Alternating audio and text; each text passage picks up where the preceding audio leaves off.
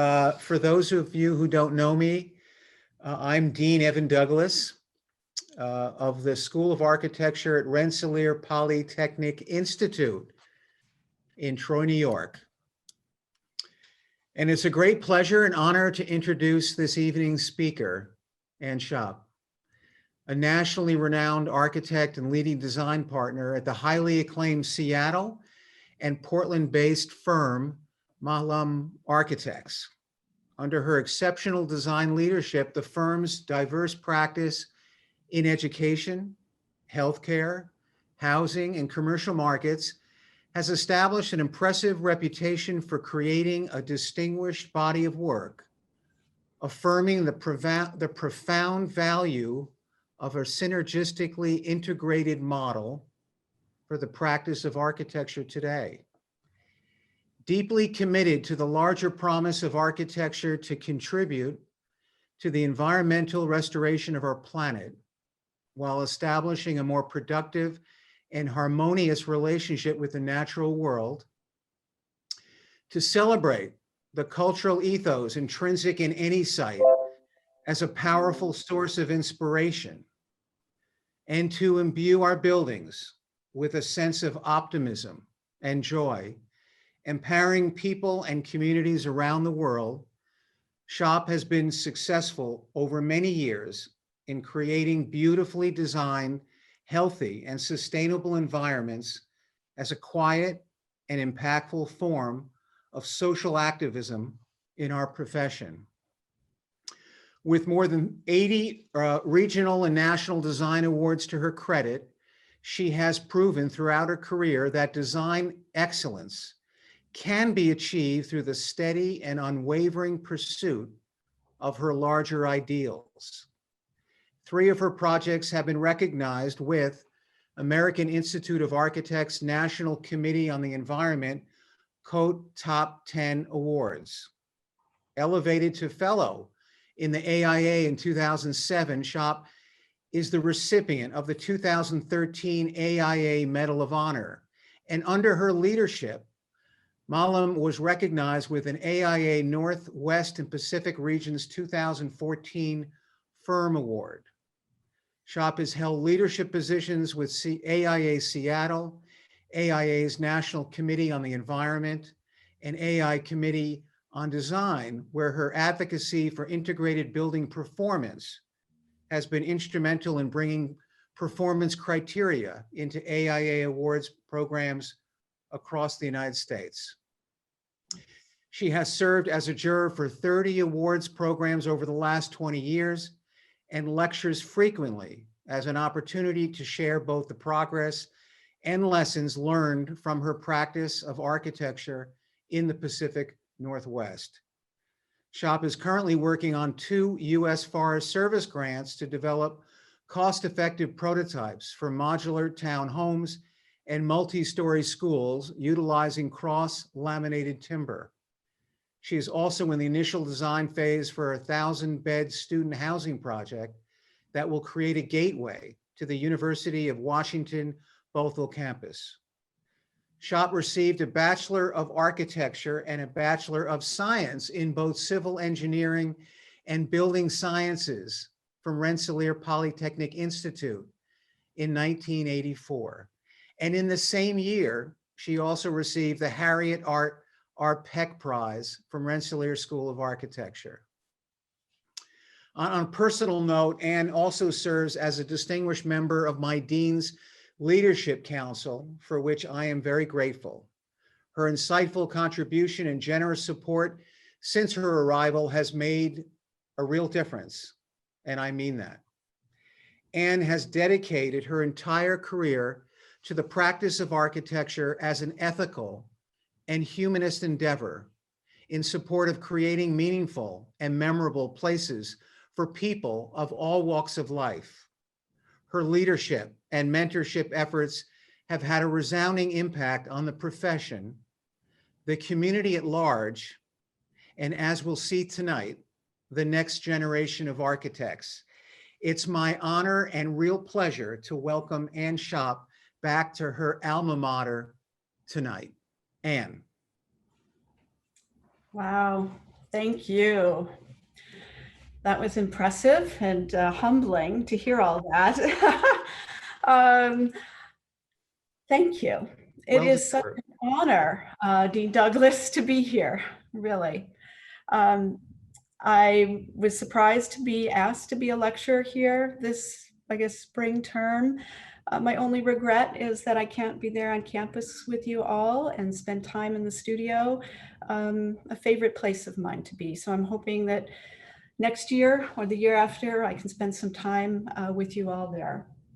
I'm going to share my screen. Let's see if it works. All righty. Yes. Great. Okay, so let me begin. A few years ago, on the day that I sat down to collect my thoughts about architecture as an act of quiet activism, it was about the 1-month anniversary of the Parkland shooting. And my daughter wanted to engage in the kind of activism that's really visible, right? There was a march and a demonstration that all of the high school students were going to participate in. And I felt myself hesitate. You know, my mama bear came out, and my daughter was 15 at the time. The rally was going to require her to travel by light rail with all these kids. There was no adult supervision. And I was really conflicted. You know, do I let her go? Do I let my fears about her being safe overtake my principles of free speech and, you know, commitment to activism? But I let her go. And our home isn't that far from the University of Washington, where they were all headed. And so I walked to the rally too, unbeknownst to her. So let me see, Robert, I'm trying to do, there we go.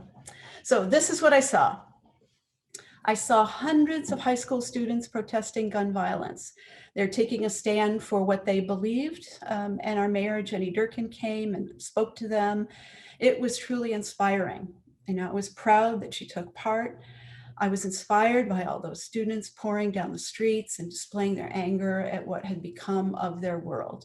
They were demanding change. And these types of demonstrations have become more and more frequent in the last few years. You know, Greta came, she took a boat to the UN to speak. She came to the US, and there were demonstrations against climate change. And then last summer, after the murder of George Floyd, thousands came out to protest police brutality and the systemic racism in this country. And this type of action is what many think of when we say activism. But this takes a lot out of us, and we can't sustain it on a day-to-day basis. And in fact, it's really just the start of mobilization. It's the start of the mobilization for the hard work that really takes for improving our world. So their rally cries, they're powerful, and they've marshaled a strong collective force. They're inspiring the change, but change really comes through dogged work, which is day to day and week to week and year to year, and that's what really makes the change. So I'm here to speak to you about the practice of architecture, and I've titled this talk Quiet Activism because I feel that it is one way we as architects can contribute. So I will share a number of projects with you, and what I'd like you to focus your attention on is how architecture can be a kind of activism. It's a quiet activism, the stuff that is maybe more subtle. It takes more sustained focus, it takes time, it takes lots of time, but where we as architects can have the greatest impact. And you know, it's really where we can have the greatest impact. And it's all about working for what you feel is right and where you feel you have the most power to propel change. So before I can get to the architecture part, I'm going to take a little detour and talk to you about the term quiet activism to give you a broader sense of the meaning and the potential impact. So from what I can tell, it was Dr. Laura Pottinger, a research associate of geography in the School of Environment and Development at the University of Manchester, who wrote, Planting the Seeds of Quiet Activism. It's a scholarly article about a group of seed savers. And seed savers are gardeners who cultivate their own fruits and vegetables before selecting and drying and storing the seeds to provide future crops for themselves and others. And she states that they claim that homegrown seed is better suited to small-scale organic systems. What's more, self-sufficient seed production provides opportunity for resisting the control of what is argued to be an increasingly corporate and concentrated industrial seed system. Conservation networks like seed libraries and local seed swap events connect seed savers so they can share their seed harvest and source unusual varieties at low cost. In doing so, seed saving networks, they extend gardeners' individual and everyday practices with plants and seeds among a wider gardening community.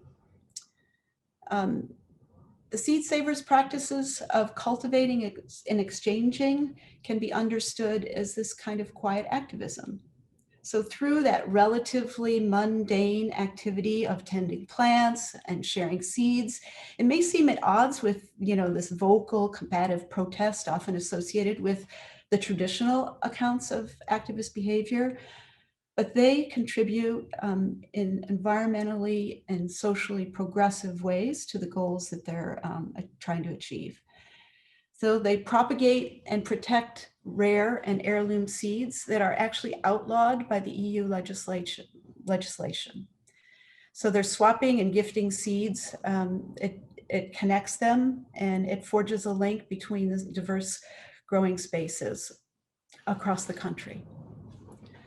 So by occupying a purposeful rather than a passive embodied stance, quiet activism seems to promise both radical potential and the possibility of retreat.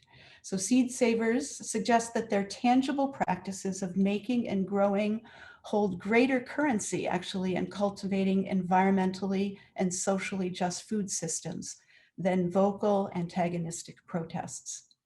They're actually doing the work in the field, in the rows of saving and propagating seeds for future generations. So, is there a risk that this quiet acts go unheard? I don't think so, because the research with the seed savers prompts geographers to look beyond noisy and disruptive activism to expose these small, quietly subversive acts that are really making a difference in the world. So it's a long story, but I want to make that connection between really simple acts, everyday acts of tending a garden, saving seeds, drying seeds, and then sharing seeds in propagating this notion of activism, right? It takes the tending, the gardening. So it's a metaphor that can be applied to architecture. So I'm going to explain where Malen began and how we gather our staff around our vision, where we think we are going with it. Probably have too many examples. We're going to give it a shot, try to go as quickly as possible so you don't all go to sleep on me. So I'm going to wrap this up and jump on to the next section here. So here we go. There we go. So to begin, you have to understand what we're working towards and set your social and environmental goals within the context of your own practice. We see practices that have embraced this commitment. They're finally being recognized and in fact just announced, right? After more than 30 years of designing affordable new spaces out of existing structures, Anne and Jean-Philippe have won the architecture's highest honor, the Pritzker. I consider them quiet activists.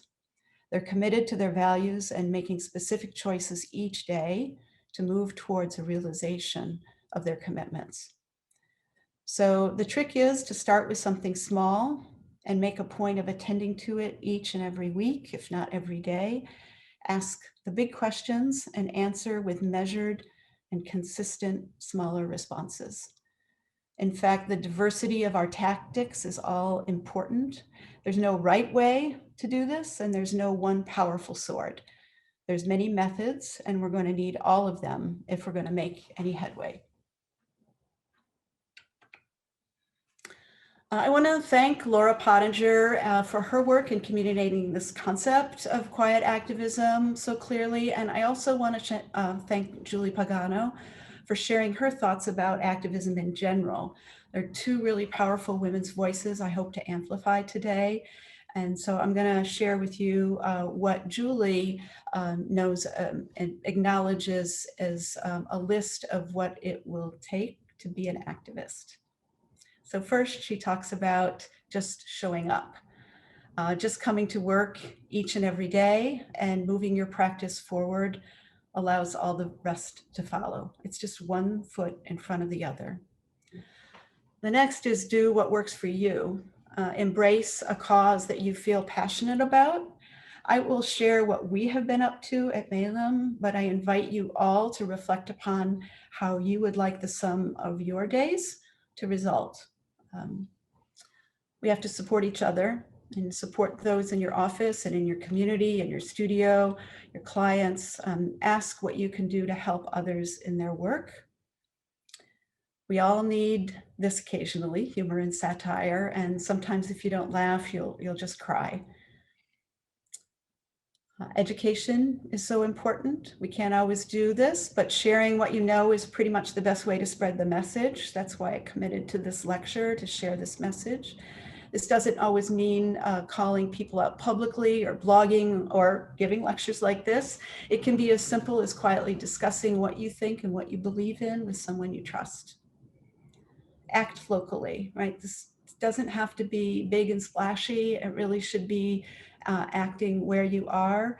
And I'll show you today what we've done, small and large projects in the Pacific Northwest. This should be fairly self-explanatory to be an ally. Come together as a community to support each other's practices and initiatives, and we can't accomplish these things in isolation. We need others and they need us. And finally, take care of yourself. You're no good to anyone if you're not looking after yourself first. So please put on your oxygen mask before assisting others. And that means having a healthy business model, a healthy architecture practice so that you can dig deep and do these kinds of projects. So with that, I'm going to tell you a little bit about Malen. The firm was established over 75 years ago in Seattle, and it's evolved over time. We have over 80 staff, and we're led by 5 partners, split pretty evenly between Seattle and Portland. As a community of practice, we are a band of architects and designers and planners who have successfully leveraged our diverse skills to create exemplary work, mostly in the public realm, mostly funded by our tax dollars. Our work has been recognized, like the dean said, on a national level in all aspects of our practice, in K-12 educational work, in higher ed, and also in community-based and rural healthcare and in civic projects. It really takes diversity within our practice to be successful, and I want to thank the 5 RPI grads who have joined Malen over a period of the last 15, 20 years. I deeply value the contributions that they have been making to the work.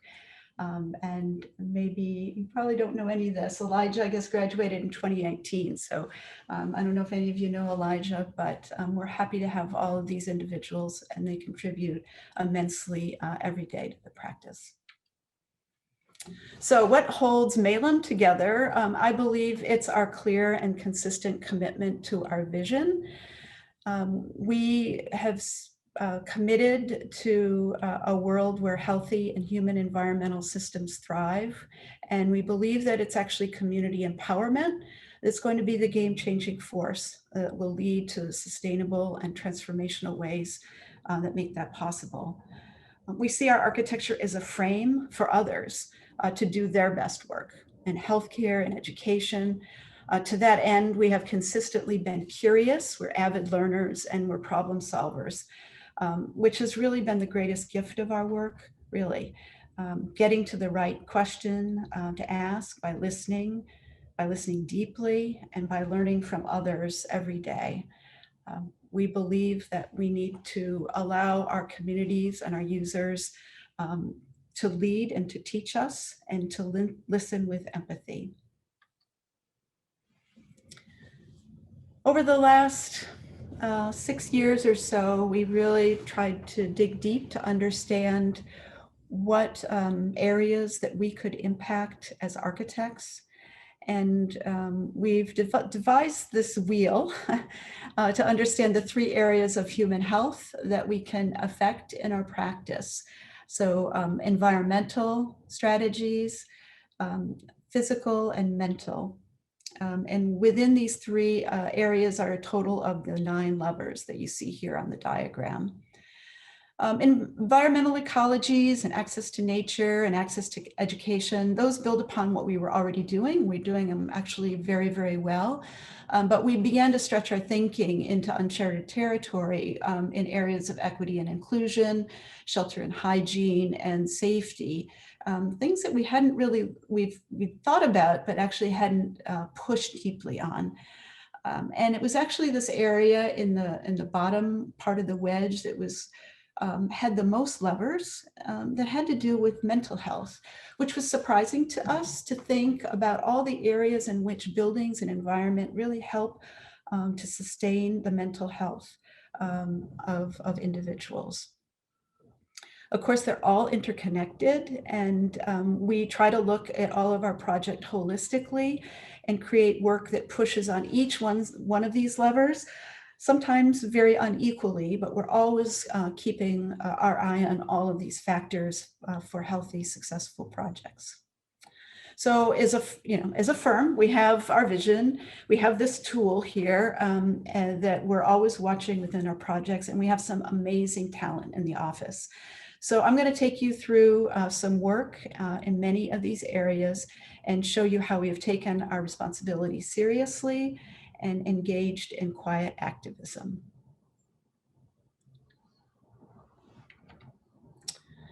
So I'm going to first share 2 Native American and Alaskan projects that highlight how architecture can reflect and support cultural traditions and identity in our exceedingly homogenized world. At first, you might think that these projects have little to do with activism, but in fact, our Native populations have been systematically stripped by the US government of their language, of their culture and community, and their built traditions have also suffered. So our work has tried to honor those traditions, and we're learning every day how to better to listen and express empathy through design. So I start with this project, the Moon of the Birds Sling, because it was the beginning of our process of design exploration in our office that used cultural anthropology and deep listening, like ethnographic work, that tried its hardest to remove preconceptions and prejudices, what we now can label as unconscious bias in our work.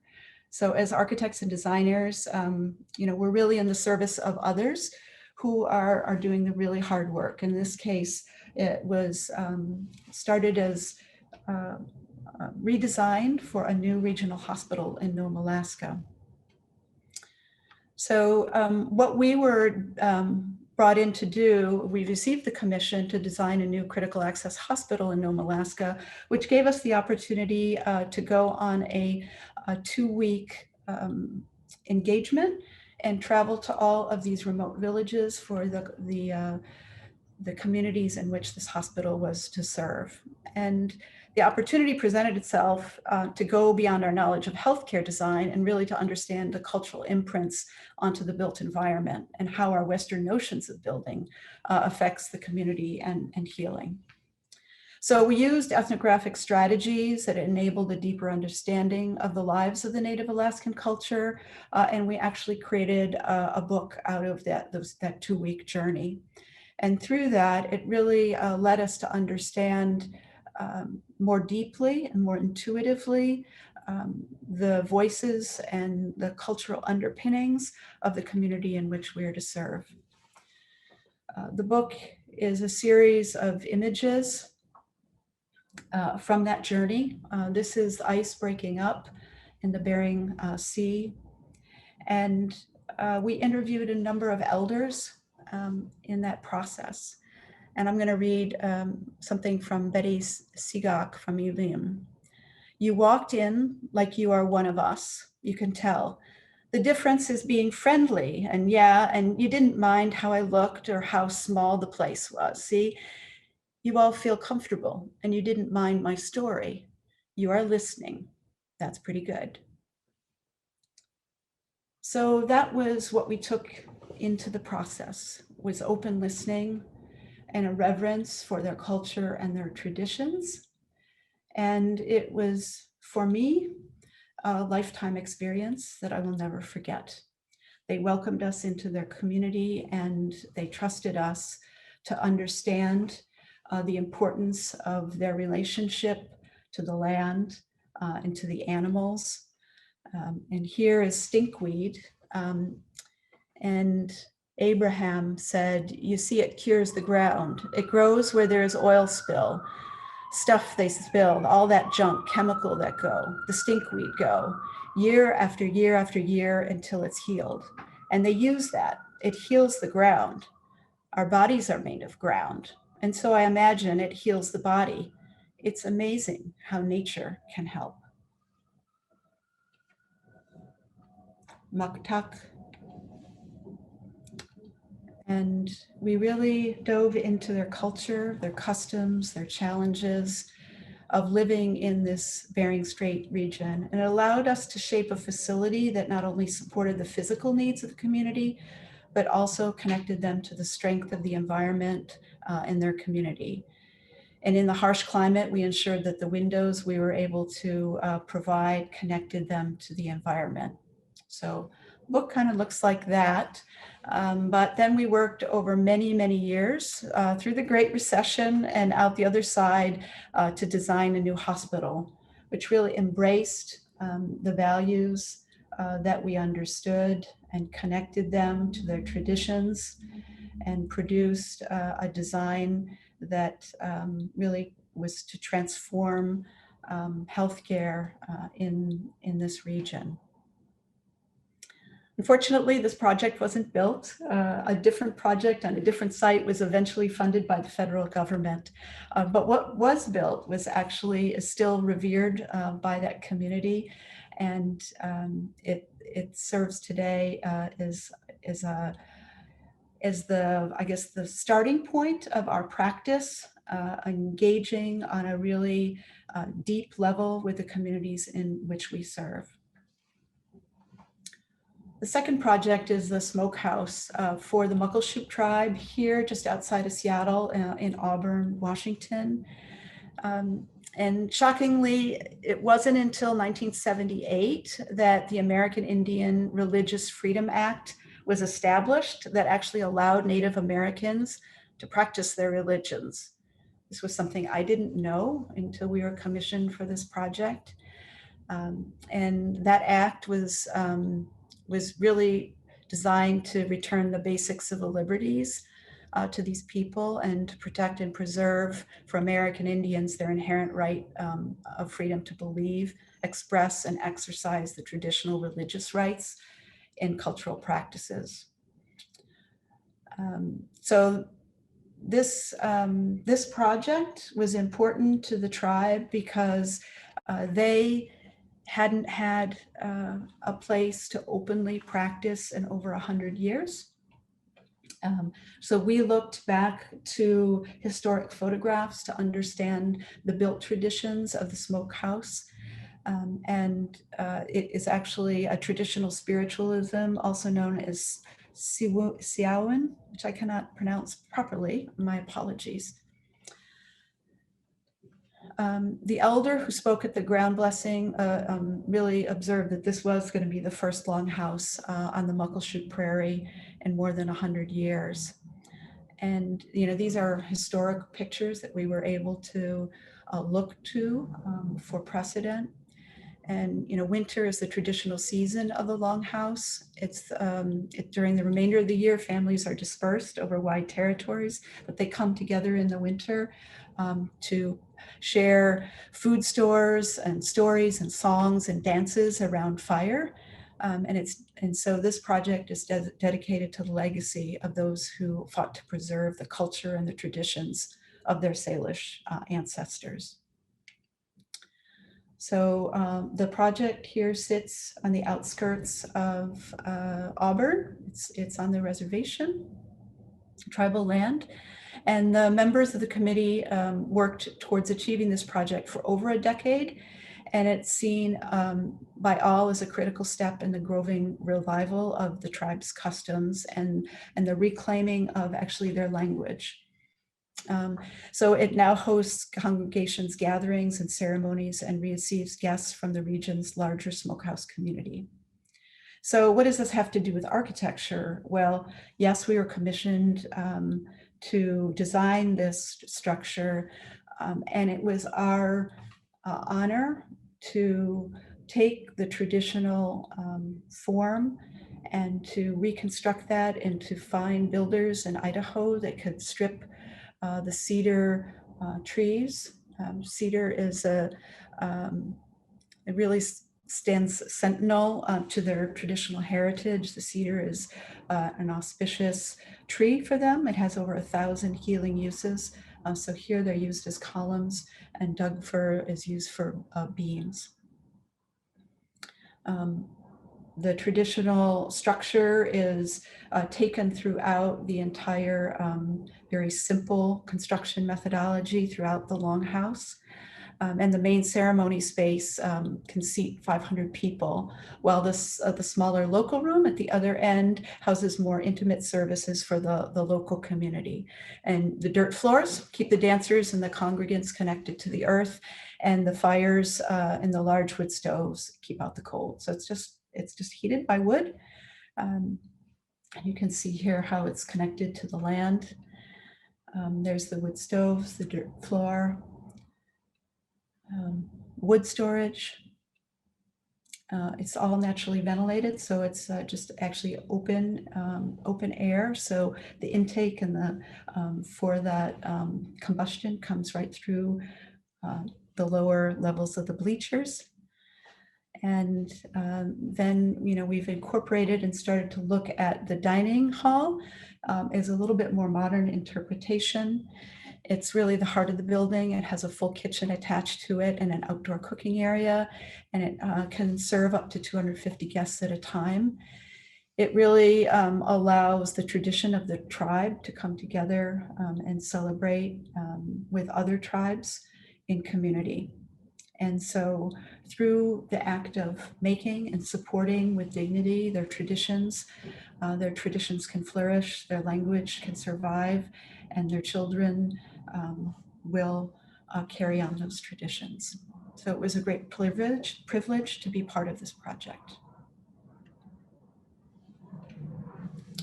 So another lever in our wheel is access to nature. And research has shown that access to nature drastically improves health outcomes.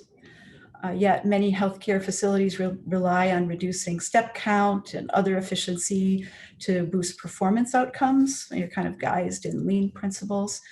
And Robert Ulrich in 1984, many you might know his paper, a much referenced paper, really tracked post-operative gallbladder surgical patients, and he proved that views into landscape help to heal patients. He said that all other things being equal, patients with bedside windows looking out on leafy trees healed on average a day faster, needed significantly less pain medication, and had fewer post-surgical complications than patients who instead saw a brick wall. So spending time interacting with nature in a well-designed garden won't cure your cancer or heal a badly burned leg, but there is good evidence that it can reduce your levels of pain and stress, and by doing, boost your immune system in ways that allow your own body and other treatments to help you heal. So just like diet and exercise, it is views to nature are there to support our bodies to do the hard work of healing. Yet the design of medical environments is pressured to maximize other factors over this simple strategy. And so as architects, we can work with Ulrich's data and with our clients to improve these environments for healing and drastically changing the lives of those most in need. So this project is for a clinic for the Northwest Kidney Center. And we began working with the Northwest Kidney Centers, who are the world's first dialysis organization. They were leading the way for kidney disease treatment and research since 1962. They're a leader in the treatment of kidney disease with active research affiliations at the University of Washington. We were very fortunate to have them as a client, and they were open to really looking at demedicalizing the dialysis environment, which is, for those of you who don't know, they many times look like this, and this is actually a fairly nice example. And over 500,000 people suffer from kidney failure. And dialysis was developed by Dr. Bragg at the University of Washington. And it's the leading cause, diabetes is the leading cause of kidney disease. And now opioids are really making that even worse. That's a high risk factor as well. So the population who is afflicted with kidney disease is increasingly low income and underserved populations. They are the only outpatient facility that is life-sustaining. You will die if you don't go to dialysis 3 times a week, 3 or 4 hours each time. It's kind of likened to being sitting in the middle of a coach seat and flying across the country 3 times a week. And so trying to change what this environment is and making it more healthful was our charge. We began the process by thinking, okay, what is our hypothesis? What can we do to improve health outcomes, to decrease morbidity, mortality, increase compliance? The patients actually go to dialysis 3 times a week so they can maintain a healthier life. So we started to think about how we might use the scientific method in our practice of architecture. So this kind of circular process of observing, starting to question, to gather information, to hypothesize, to then design and build a project, to measure it, to share it, and then to retest. So what you see on the bottom here is you can see where we are now. And we started this process in 2017. We don't expect to really have full evaluations until the end of 2022. Now with COVID, that might actually be longer. We don't have a lot of access to patients because of just the health protocols in place. So you can see that's a good 5-6 years before we know whether this hypothesis at the beginning is actually going to be successful. So this is where I say that this activism, this quiet activism takes time, really, really long time. So we won't know the true success of this project for a good couple more years. But our hypothesis is if we do give access to the patients, to views, to nature, all of the health outcomes will improve. So we're going to see about that. We started with this observation. We did a lot of patient surveys. We sat in the clinics a long time. We talked to patients. We documented what their experience was, what their desired, what they wanted changed during their treatment. And so that started the rigor. We wanted to see whether or not we could change the paradigm, the prototype that you see here, a diagram, which you saw the photograph of. And how could we position patients with direct views of nature and still maintain all the required workflow and sightlines that required for clinical safety. So we started to think about how we could dissect a clinic and think about breaking down the scale for acoustics and view, and how might we test out a concept like this. So we actually were successful in pulling this off, and excited that it's been in operation almost a year now. And what's really amazing is that the project was placed in an area of Seattle, which is really susceptible to, well, has a lot of negative economic and social determinants in it. And we're really bringing healthcare dialysis into this community. And we're doing it in a way that's transformative to the community. So you can see in the upper left-hand side, this was a storage yard for tires and industrial scrap. And what we're doing is creating a dialysis center that is really creating not only a place for healing for individuals, but for songbirds and pollinators and wild plants. In typical dialysis clinics, daylighting is not guaranteed to all patient stations or regularly occupied staff spaces. And oftentimes the orientation creates glare and blinds are closed. So our 2 interior courtyards really work to increase daylighting into all spaces, including all of the occupied spaces for staff, which is also unusual. Oftentimes there's back office and workrooms that are windowless. So the biophilic design strategies were woven throughout the entire clinic, creates an immersive and a restorative environment that encourages patients to comply with their treatment and be at ease while dialyzing. And by keeping nature at the core of the design, it also resulted in a reduced environmental footprint, realizing significant reductions in water usage, operational carbon, embodied carbon, while actively working to restore that local ecosystem.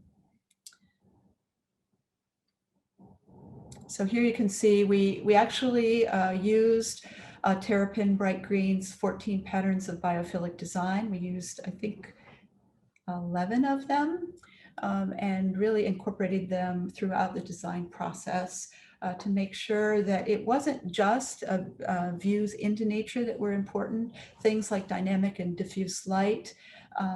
Even the bimorphic forms and patterns, you'll notice in the plan is even kind of bimorphic and undulating as that clinical plan shifts along its spine. We used Tally to look at our carbon footprint and chose materials to reduce that carbon footprint. We're able to get it down 13%. This is something, again, we're just starting to do throughout our practice. We're getting better and better at that and using plugins with Revit to keep track of those choices. And certainly you can see the biggest achievement is really the integration of the natural environment throughout the day. And here, this is where the staff areas look out into those same courtyards. And here you can see staff lounge on the right and patient family area on the left. So we're continuing to do our POE work through these COVID times, and the initial results are coming back, and they're really confirming the directionality of our working hypothesis. We're awaiting the hard numbers that the organization is tracking to fully validate our ideas, and those won't be complete for another year and a half. But we're heartened that we feel as if the outcomes are positive, and other organizations across the country are very curious and interested in the outcomes. So be able to apply that in changing the nature of dialysis across the country. So physical health, of course, is related to what I just spoke to. I'm going to talk a little bit about childhood obesity now. And since 1980, rates of obesity have doubled in the 2 to 5 year olds and quadrupled in the 6 to 11-year-olds and tripled in the 12 to 19-year-olds. And of the 10 states with the highest obesity rates, 9 of those rank among our nation's poorest. So the first time in US history, this generation of children may not live as long as their parents. And today about 1 in 3 kids is overweight or obese, triple the rate from just 1 generation ago. So the numbers suggest that over 50% of the public school population is eligible for free or reduced lunch. And the percentage of students who attended high poverty schools were highest for the Black and Hispanic students, followed by American Indian, Alaskan Native, and Pacific Islander students. So nearly half of the US middle and high school allow advertising of less healthy foods, which impacts students' abilities to make healthy food choices. And many of the barriers to healthy eating and active living, African-American children and adolescents are more likely to suffer from overweight and obesity than their white peers.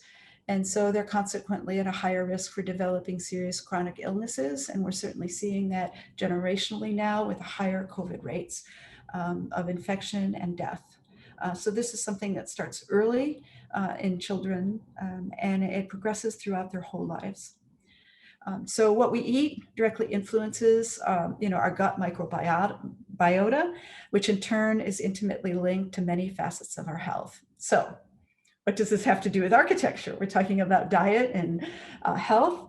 Well, we entered a design competition to redesign a school lunch experience to begin that exploration. And what we uncovered was that so much of the school lunch experience revolved around speed and efficiency, not unlike what we were just discussing with healthcare, and that very little was about social relationship, food choices, and just slowing down and eating with intention and mindfulness.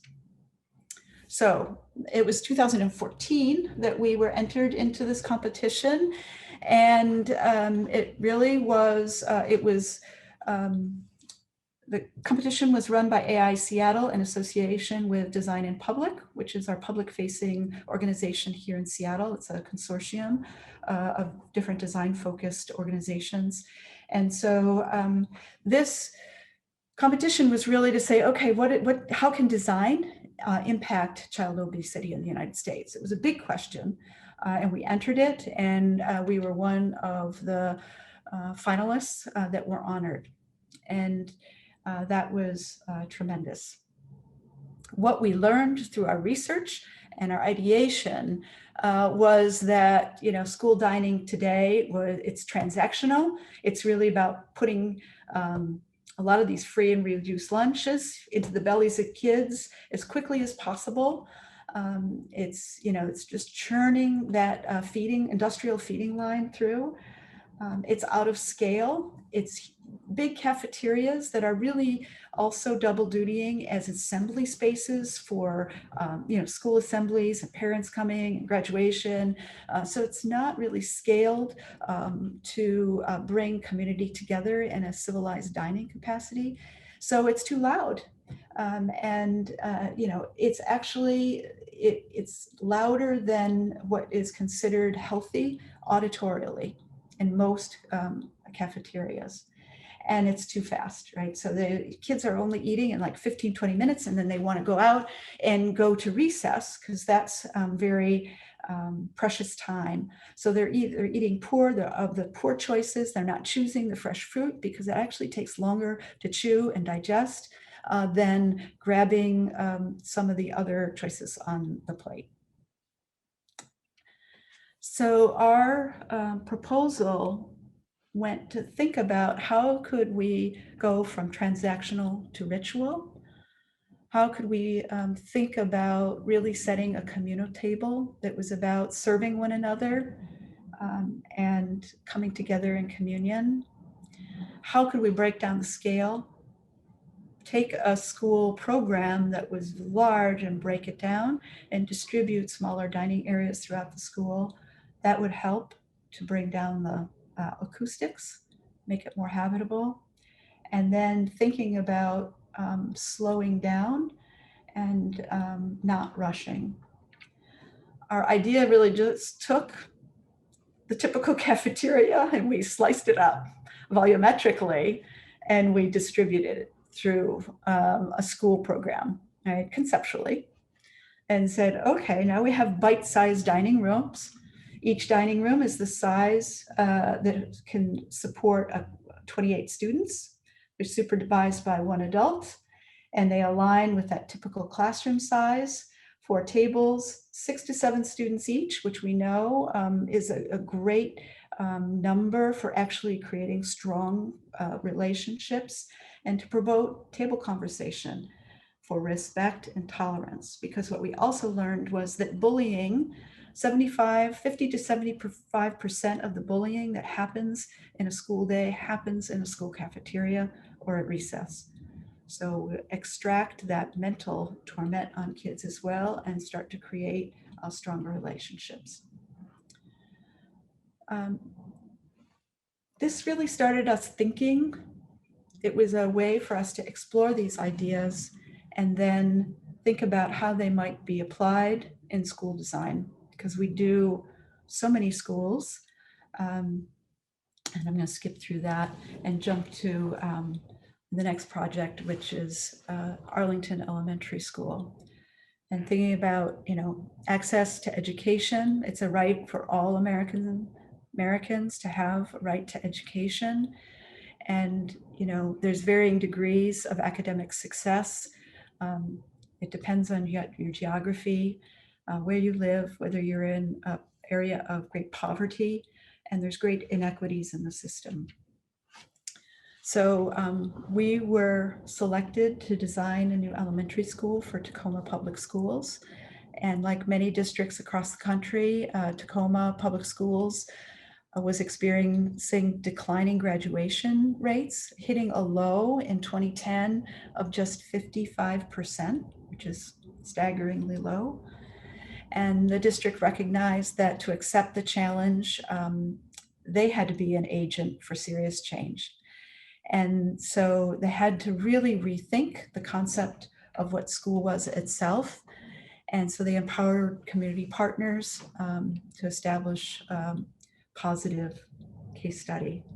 So Arlington is the first school that was to happen after they decided to take on a new initiative. It really explores the spatial possibilities that emerge when a community sets out to totally rethink the basic assumptions behind traditional elementary schools in order to build a culture that wraps around kids. The culture allows them to learn all day, every day, and throughout the year in environments where learners are continually challenged and relentlessly supported and engaged in a way that is both safe and healthy. To understand the context of this community in need, the team embraced a very collaborative, immersive approach with broad user engagement.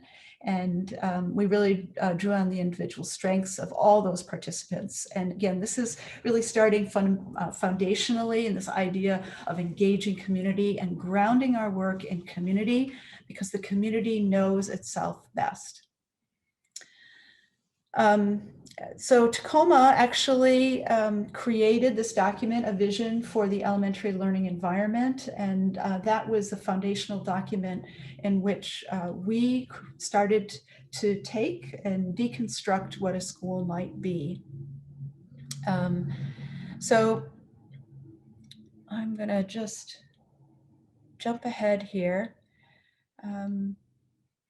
We began by developing a robust framework from that book, and we worked with teacher groups. You can see there's teachers, there's student parents, there's faculty, there's leadership, there's City of Tacoma, and we really engaged them in broad activities. And what resulted, you can see there's a model there. It was like a gaming that they started to think more out of the box about what it means to learn as a young learner. And the planning process uncovered that 77% of the time learning ideally occurs in groups of 15 or less, so much less than what a typical classroom, of 25 to 30 students would assume that you're delivering education. And so here you can see how we started to categorize the different types of spaces and the amount of time that they're spending in these small flex rooms or the small group rooms.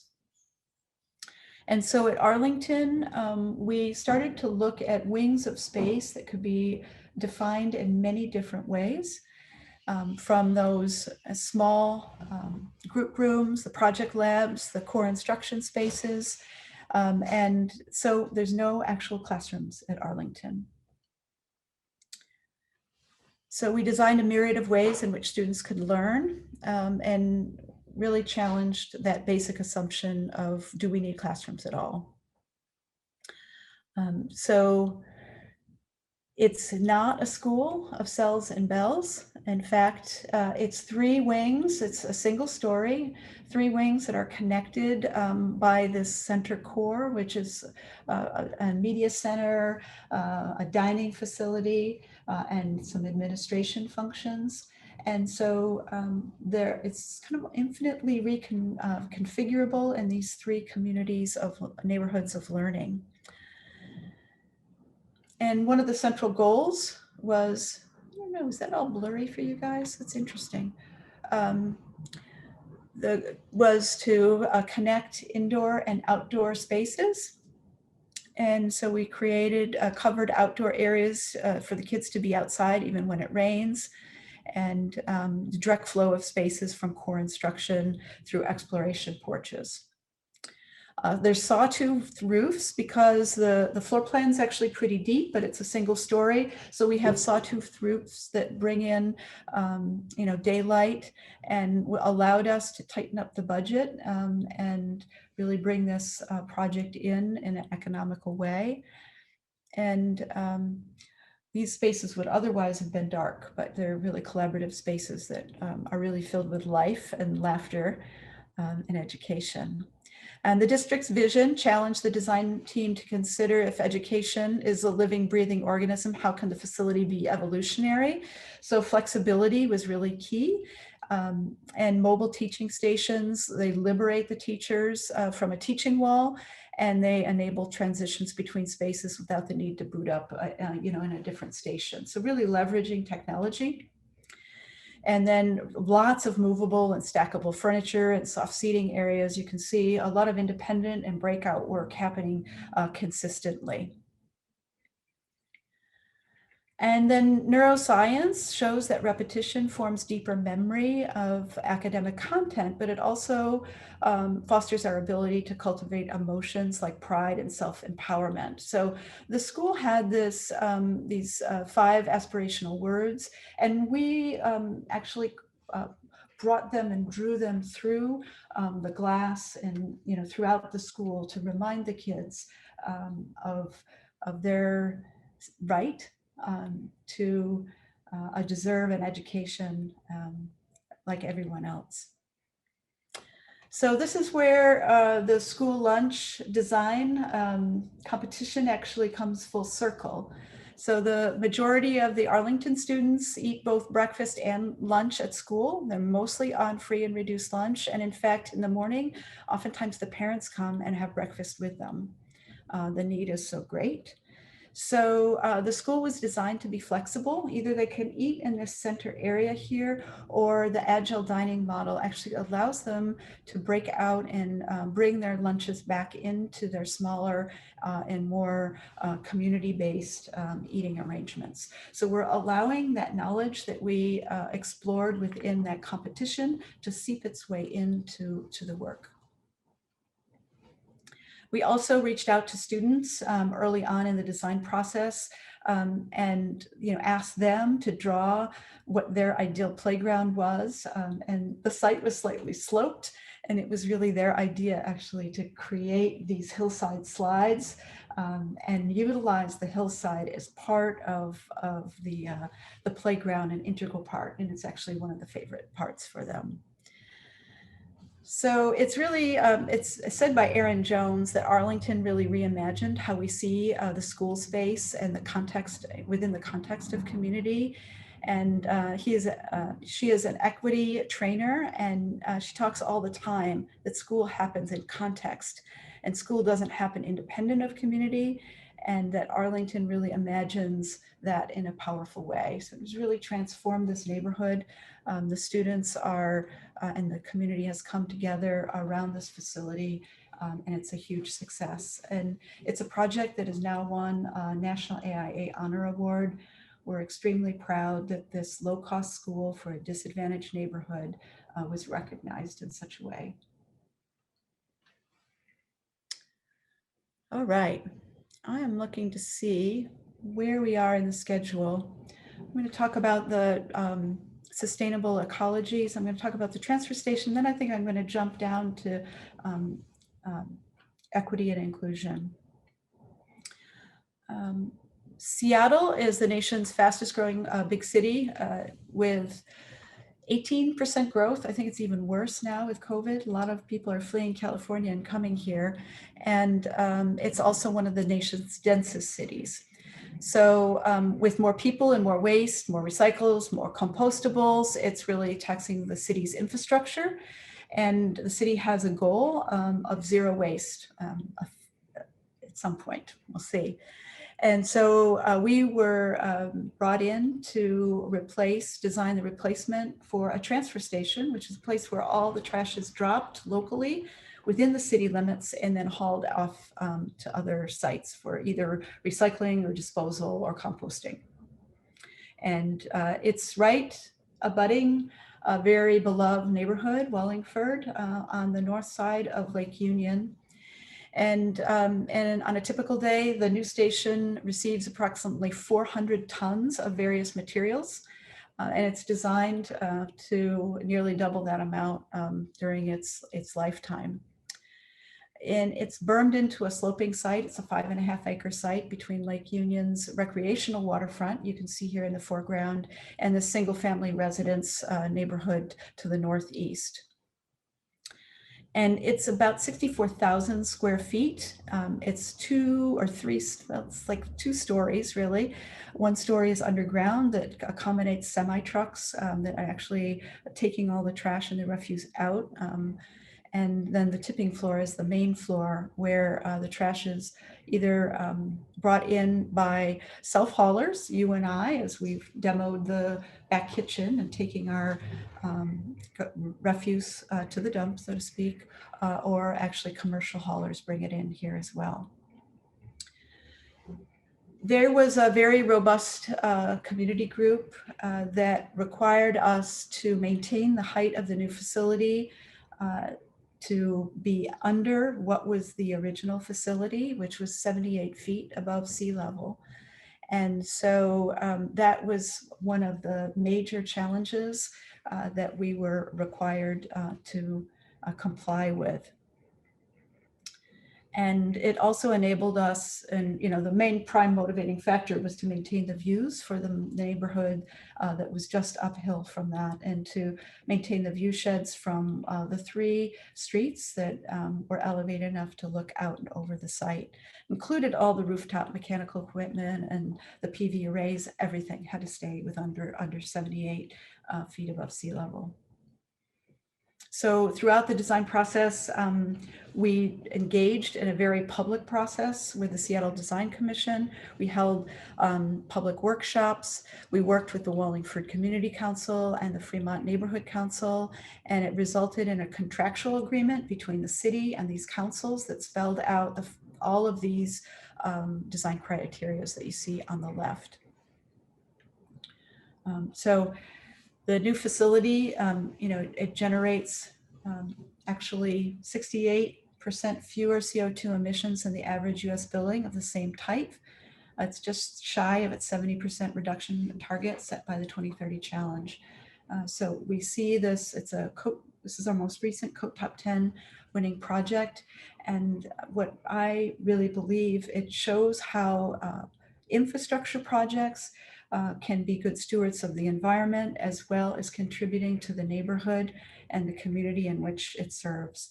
So you can see on the right-hand side, the Pocket Park, where it's number 15, that was a parking lot for staff. And then all the way 12 and 11, that park extends all the way along Carr as an asset to the community. And that was part of the contractual relationship with the community. Here you can see it's the inside of the building is actually much of an engineering feat than anything. And because of the height restrictions, innovation in structural engineering had to occur, one to allow the turning radius of these huge semi-trucks underground to come around what we're calling this big flying corner that allows this clear span to happen and maintain the overall height. Here you could see the clear span in the tipping room floor. We used an innovative steel specification that allows that span using really lightweight structural steel tubing, and to bring daylight into that space. So a waste management facility has a lot of heavy equipment that runs around there and a lot of the public coming in. So that could be a conflict, especially when you're coming from the bright outdoors, coming into a facility. It has to match almost the lumens outside to inside. So that was done with these ribbons of skylights. And you can see the amount of daylight is exemplary. And then we also have this PV grid, and I think it's about 160 kilowatts grid that's up there, and we have room for expansion of that. The parking lot, what you saw in the plan, was transformed into these pocket parks, and existing mature trees were saved as well as new trees were planted. And we also put in extensive green roofs on top of the recycling building and the administrative building, which sits actually in those view sheds of those street view sheds. You can see them here, those two green roofs. And then to ensure that the amenities are welcoming, the facility was required to mitigate odors and noise and dust impacts to the neighborhood. So we created this angled sound wall to maintain the noise level below city standards. Also put in washing facilities for all the trucks so dust wasn't tracked into the neighborhood.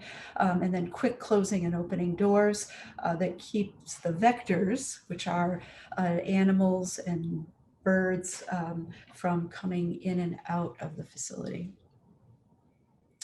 There's a recycling building that actually has a further program with Goodwill so that there actually can be reuse of materials, not going straight to even the dump or the recycling process, but actually can be reused. So there's a reuse section there as well. And in Seattle, we're required to compost and do all our yard waste. We get fined if we don't compost.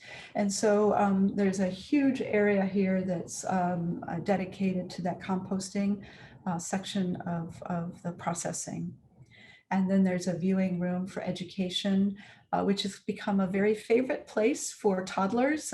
Families and caregivers of young ones not yet in school go to the park, and then they come up here during working hours and they get to see the trucks working, the big heavy equipment, and watch all the trash.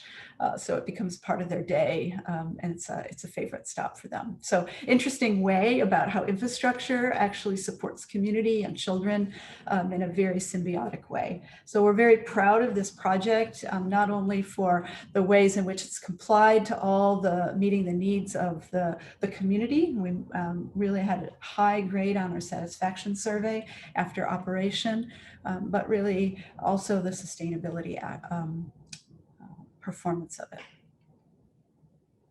That's final shot. Oh my gosh, I'm worried about time. We have a Portland studio.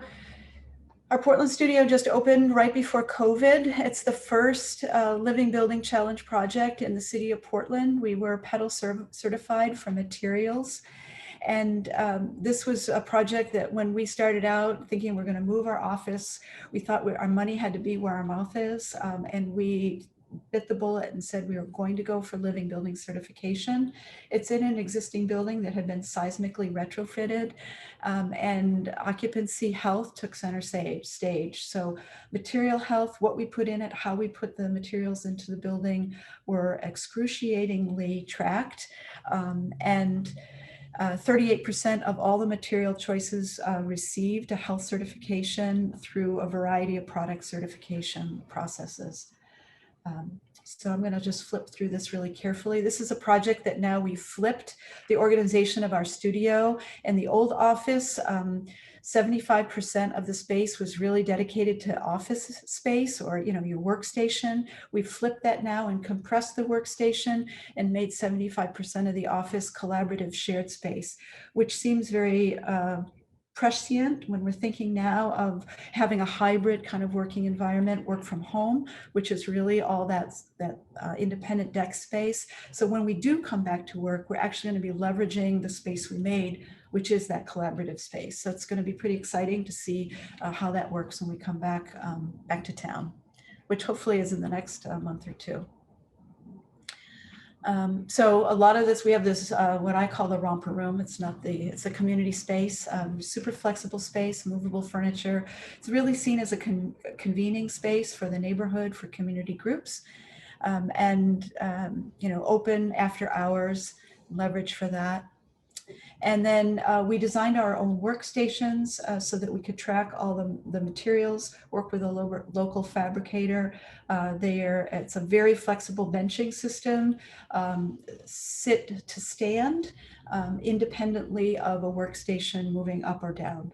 What we wanted to do is be able to have a long life and a loose fit and not designate 6-foot benching forever. So we could either loosen up the spacing or compress it at our own will. So fully flexible and all LBC Red List free materials. So the studio also received net zero embodied carbon on the project. And we conducted a whole building life cycle assessment. And then we chose to do some carbon offsets, which were purchased to account for the CO2 impact. And you can see here, we tracked over 350 unique materials throughout the entire process. Some of them already had a declare label, most did not. So we had to do material inventory. We got letter of affidavits from manufacturers declaring that they did not have red list ingredients, where we did due diligence and other situations where red list ingredients were either unknown or unavoidable. And we were able to document all of that. And then there were certain materials that we salvaged. So this kind of exercise, tracking materials, really in all of the ways in which we're bringing materials and using materials in our projects, made us incredibly aware of our responsibility as architects when we specify materials to understand their impact on the environment, and also their impact on our local economies, and choosing materials that are coming from a very smaller area, and trying to reduce the amount of materials that are coming from a great distance, from New Zealand for felt, their wool, or from Cork, from Germany. We tried to reduce and minimize those materials as much as possible. So we're anxious to get back into that studio.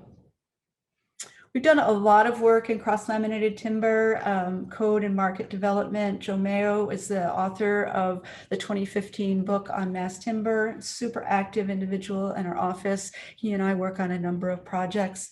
I'm gonna sort of fly through these really quickly. If you have questions, I can answer them later. We started out with a CLT project for the state of Washington. They were designed to try to investigate how can we make better learning environments instead of these awful portables that are not suitable for learning. And many kids go through all of their educational time housed in these horrific environments. That on top of a decision in Washington state that required smaller classroom size has really put pressure on school districts to create more standard classrooms. So the idea was that we got the West Side projects, which gave us 3 school districts to work with. And we looked at creating a CLT modular system that could be brought in for the same cost as one of those portable classrooms. So we designed a structural system with CLT walls and some ceilings that could be used in the 3 districts in 3 different ways and flexible over time. And those were successfully built. And in one case, in Squim, we actually used, it's a timber community. We were actually able to use timber from that community for the CLT for that community. And we've developed a longer working relationship with them in a subsequent CLT project. So here you can see the walls going in. It took 1 day to put all the walls in, and for the entire site, 1 day. And the first project with working with the contractor took 12 hours to install, and the next project it took 7 hours, and the third project it was even quicker. So it's definitely a learning curve that's going on within the construction industry. Huge super success. The school districts love them. It was something that was funded by the state as an experiment to see how we could support the timber economy in the state of Washington, and to help with smaller class sizes and just the pressure. So we demonstrated that it was essentially the same cost as a portable classroom. And you can see here, this is one in Seattle that was built with a movable wall. That's one of the favorite classrooms in this school. Joe and I subsequently have 2 U.S. Forest Service grants. We have a row home prototype project where instead of the CLT panels coming in individually, we're actually doing prefabricated modular units. So all confined by what can come on a truck down the road, down the highway into the site.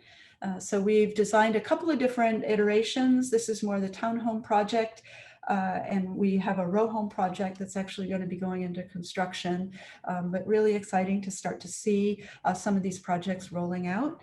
And currently we're working on this K-12 multi-story school building, and that's looking at trying to support the work from the portable classroom modular project, and seeing how we might be more cost effective using a CLT in 3 to 4 story buildings where schools need capacity or have limited urban sites.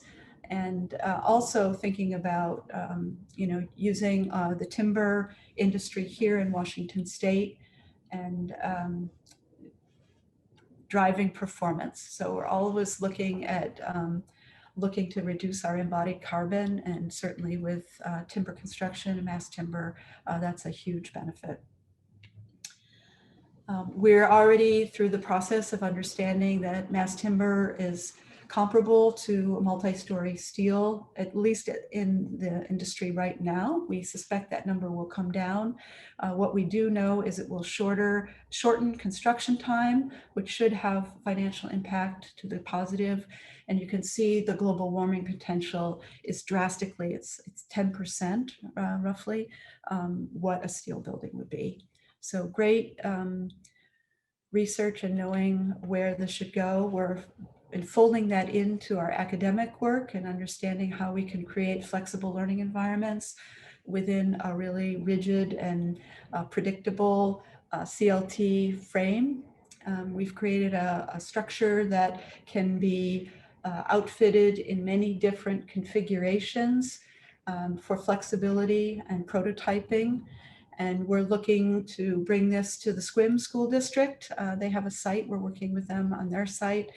Hopefully bring it to bond if all goes well, and start to build a school that could be out of CLT 3 or 4 stories.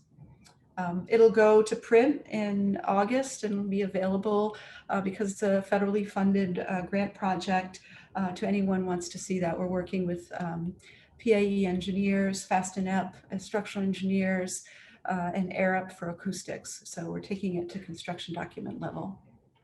and it will be available, the lessons learned, to everyone. We want to share this and get this kind of technology out there and in the mainstream. And we decided it should be net zero carbon positive, maybe.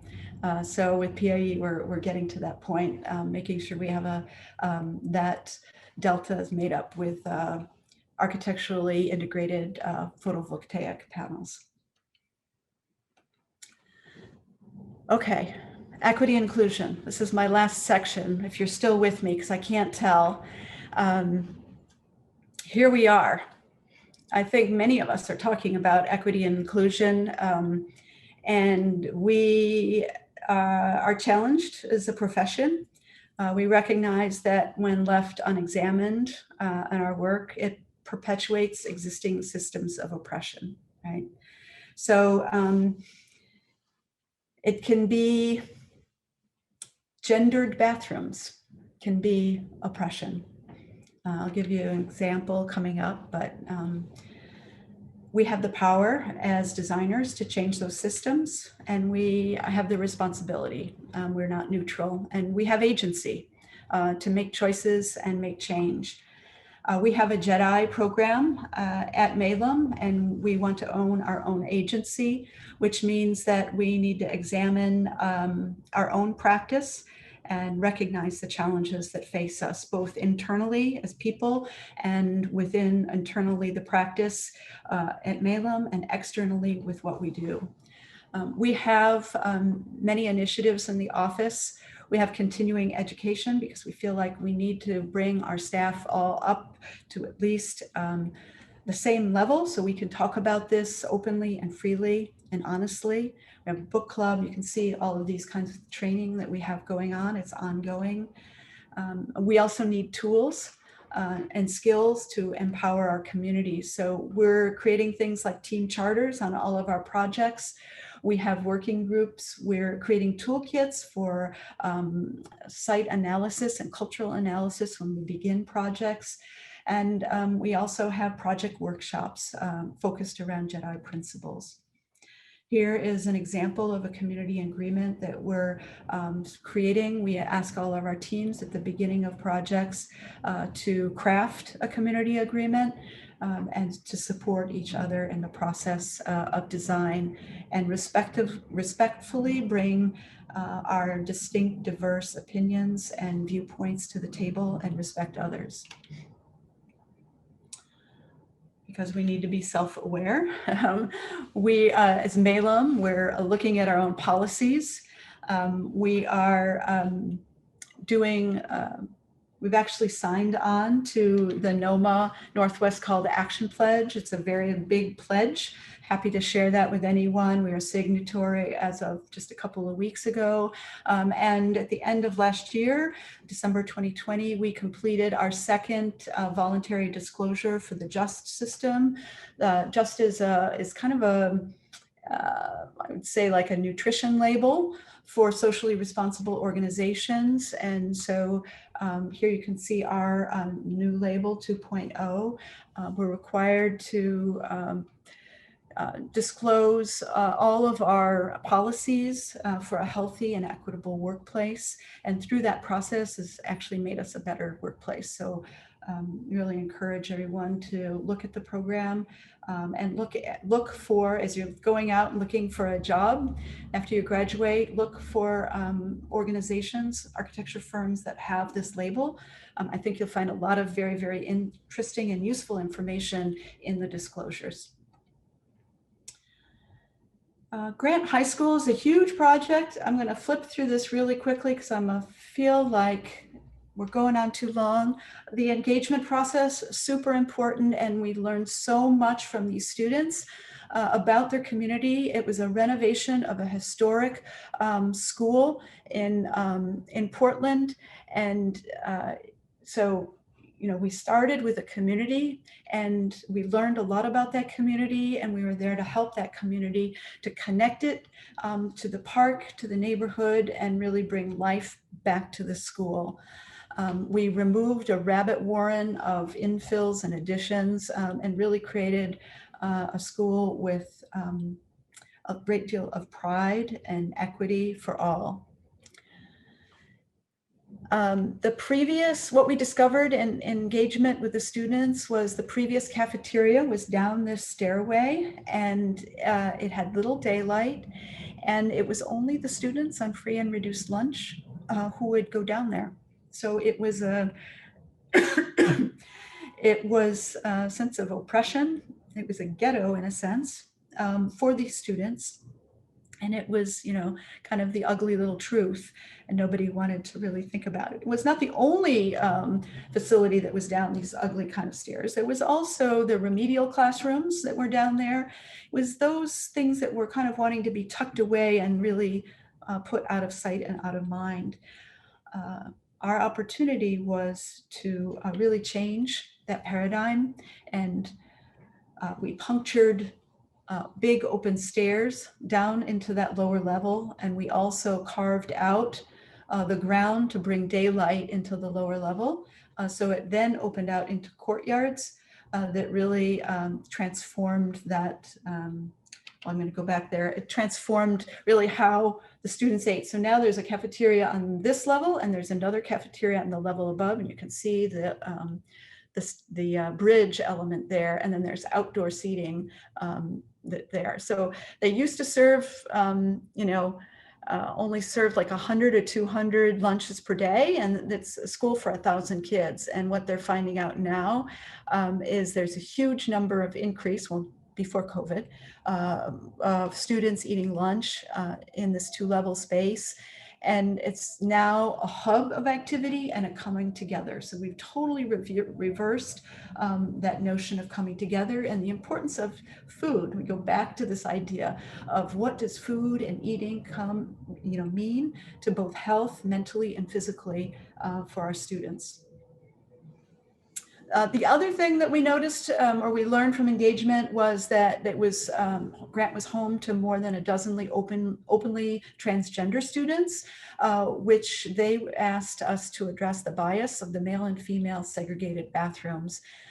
And so to combat bullying and the real risk of dropout due to perceived lack of safety, the design team replaced the existing gendered gang-style bathrooms with 100% non-gendered individual toilet rooms. So we think this is the first comprehensive high school to have 100% non-gendered, fully enclosed, privatized bathrooms for its student body. It's a huge win. It's a big deal to be able to create something like this. We have to work with local officials. This is where the activism really, you have to dig in and work hard. The building official, had to help us to find the loopholes as to how we could create this and work within the code. That relationship across the boundary of the practice itself is crucial for making any of these large leaps in building design. And we're taking this further to both our elementary schools and our middle schools and sharing it. Here's an article in Metropolis magazine that we authored. And just thinking about how this practice of gendered bathrooms is really antiquated and has nothing to do with the basic needs of privacy for toileting. It has nothing to do with gender. It just has everything to do with privacy. And we're creating other problems by gendering them. And you can see we've brought in exemplary daylight by restoring all the historic windows. Here you can see the other wing that's opposite the dining, bringing daylight into classroom space below, exercise space, reusing the old 1923 gymnasium as an art center. And here's the choir room that was in Mr. Holland's opus. Gorgeous restored skylight, really bringing a lot of pride to the school. And although we haven't had a real formal POE, what we do know is that the educators are really seeing a different way of collaborating in this more open and transparent environment. And what we see is that the graduation rate here in this school has risen to 94%. It's the highest of the Portland Public Schools, and it's the top 10 in the state. I'm going to slip through this.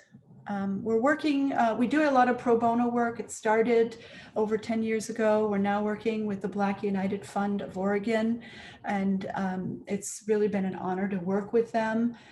They're working with the underserved community within Northeast Portland, and they provide scholarship writing workshops and coaching to the youth in Northeast Portland.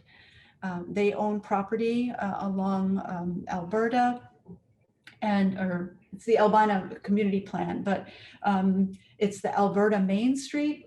And what I want to note is that it won National Trust for Historic Preservation in 2019, really recently. But that's for the buildings themselves and not the cultural continuity. So it's been eviscerated from the predominantly Black culture of that Northeast Portland and this gentrification. So Buff is really trying to hold on to their piece of land and assert themselves in the history. And you can see the mural on the right here.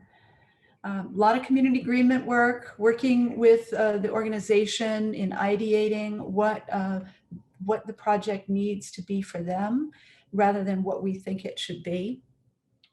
And it's not advancing. Up here, coming in these 4 themes, and thinking about how this Buff facility can be the center of the universe for them, and really bringing and attracting people back to Albina neighborhood and as this center and this anchor for their community in support of excellence for their young students.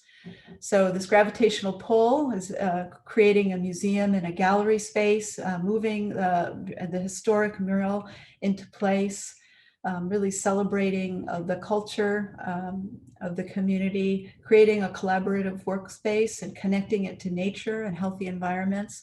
Another theme of our work that keeps coming back, bringing in daylight into the center of the building with clear story lights, and you can see the PVs dropped in. So it's coming full speed and full circle in our pro bono work and the power of this project. So we're really looking forward to the point when this can get funded and move ahead. You can see it's CLT. It's like everything all wrapped up into one when we're doing the work for those we love. So in conclusion, finally, sorry you guys, I'm just gonna say, create a place for new ideas to emerge, document as a story, embrace the fears and decide to go deep together, identify champions, create a living process that allows the team to be adaptive. Design for good, impact for empowerment, and stand with us. Wow. Sorry. No, Anne, that was unbelievable. What a beautiful lecture. And I wish you could hear the applause of all the students and the smile on their faces. Yeah. Look, you've got an incredible firm.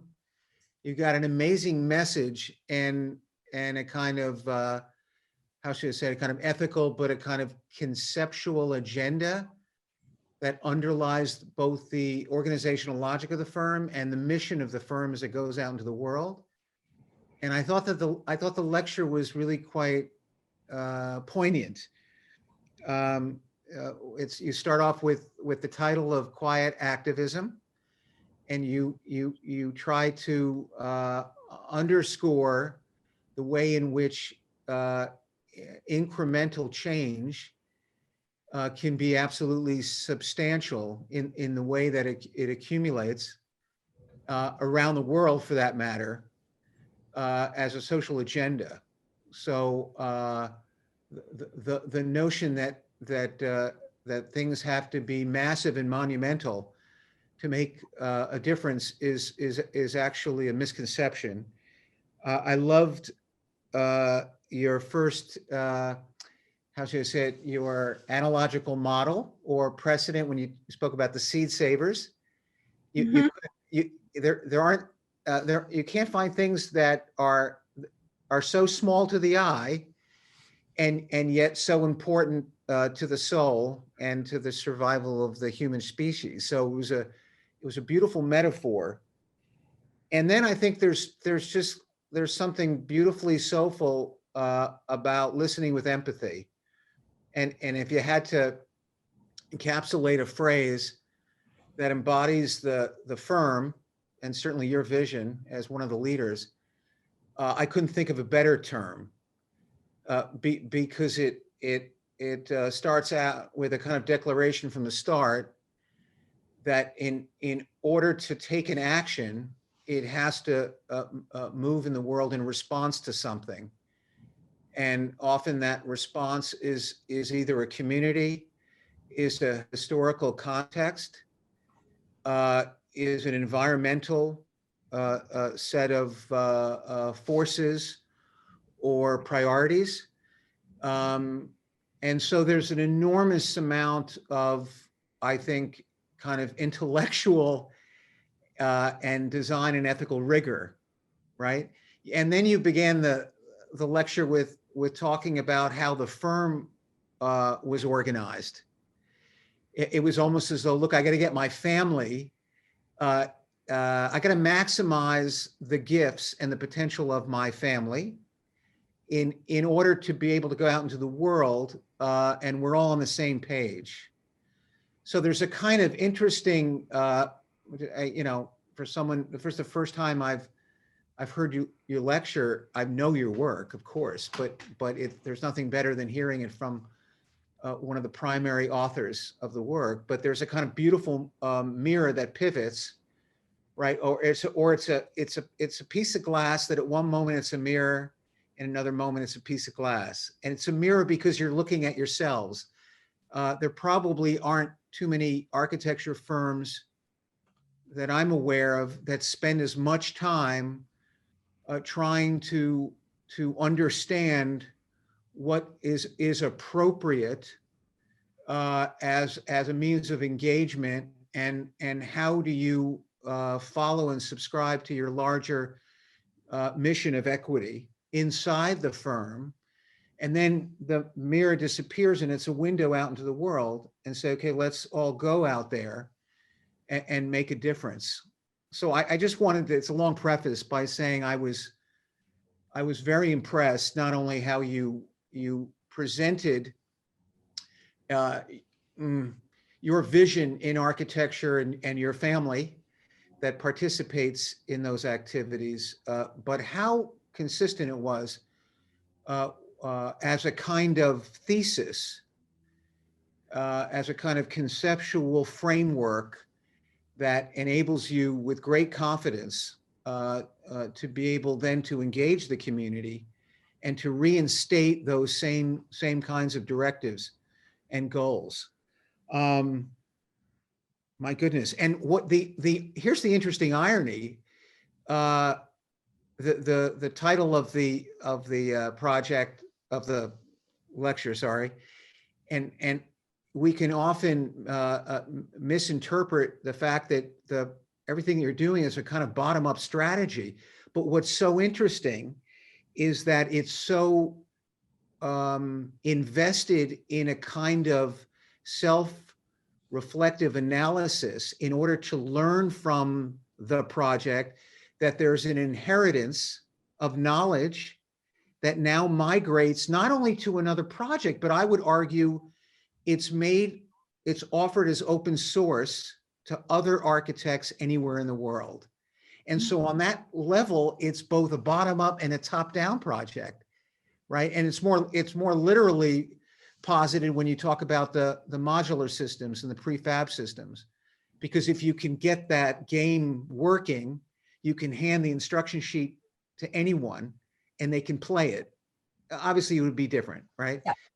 It's a really it's smart set of operations that you're engaged in. And it kind of moves between science and engineering and anthropology, right? And representation. And I mean, it's a pretty expansive and aspirational company. So with all that said, what would my first question be? Well, I will actually ask you about some current projects, but I will for a moment only because you're an alum Yes. and because you have a lot in common with everyone that is attending the lecture tonight.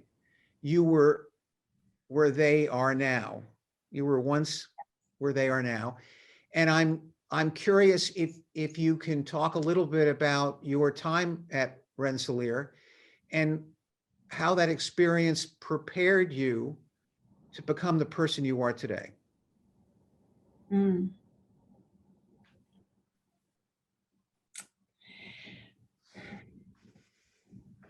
That's a very good question. So I'm giving it some thought to give you an honest answer. Mhm. I loved my time at RPI.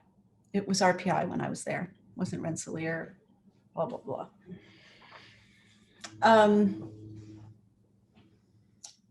And I loved it because, one, it felt like a family. It's a smaller institution that felt very safe. And I had the freedom to be both in the School of Engineering and the School of Architecture, and I felt welcomed. I had come into RPI as a civil engineering student. Right. And I knew I really wanted to be an architect, but my father didn't really want me to be, or he thought I should be an engineer first. So my class is actually the class that entered the year after I entered RPI. So I came in 78, and actually my classmates, I saw were here, are actually the next class in, and they welcomed me into that class. So I would say my relationships are still stand to this day. And we, not so long ago, had one of these Zoom reunions. And so I would say that it's the people, it's always the people, and it was the professors that have, in those relationships. So I wouldn't say it's those individual times. I did the Rome program. That was important to me, super important as my growth as an individual. From an architectural standpoint, I don't know, but going and living in Europe and being in that environment and being with that group of people, super important. And seeing that history.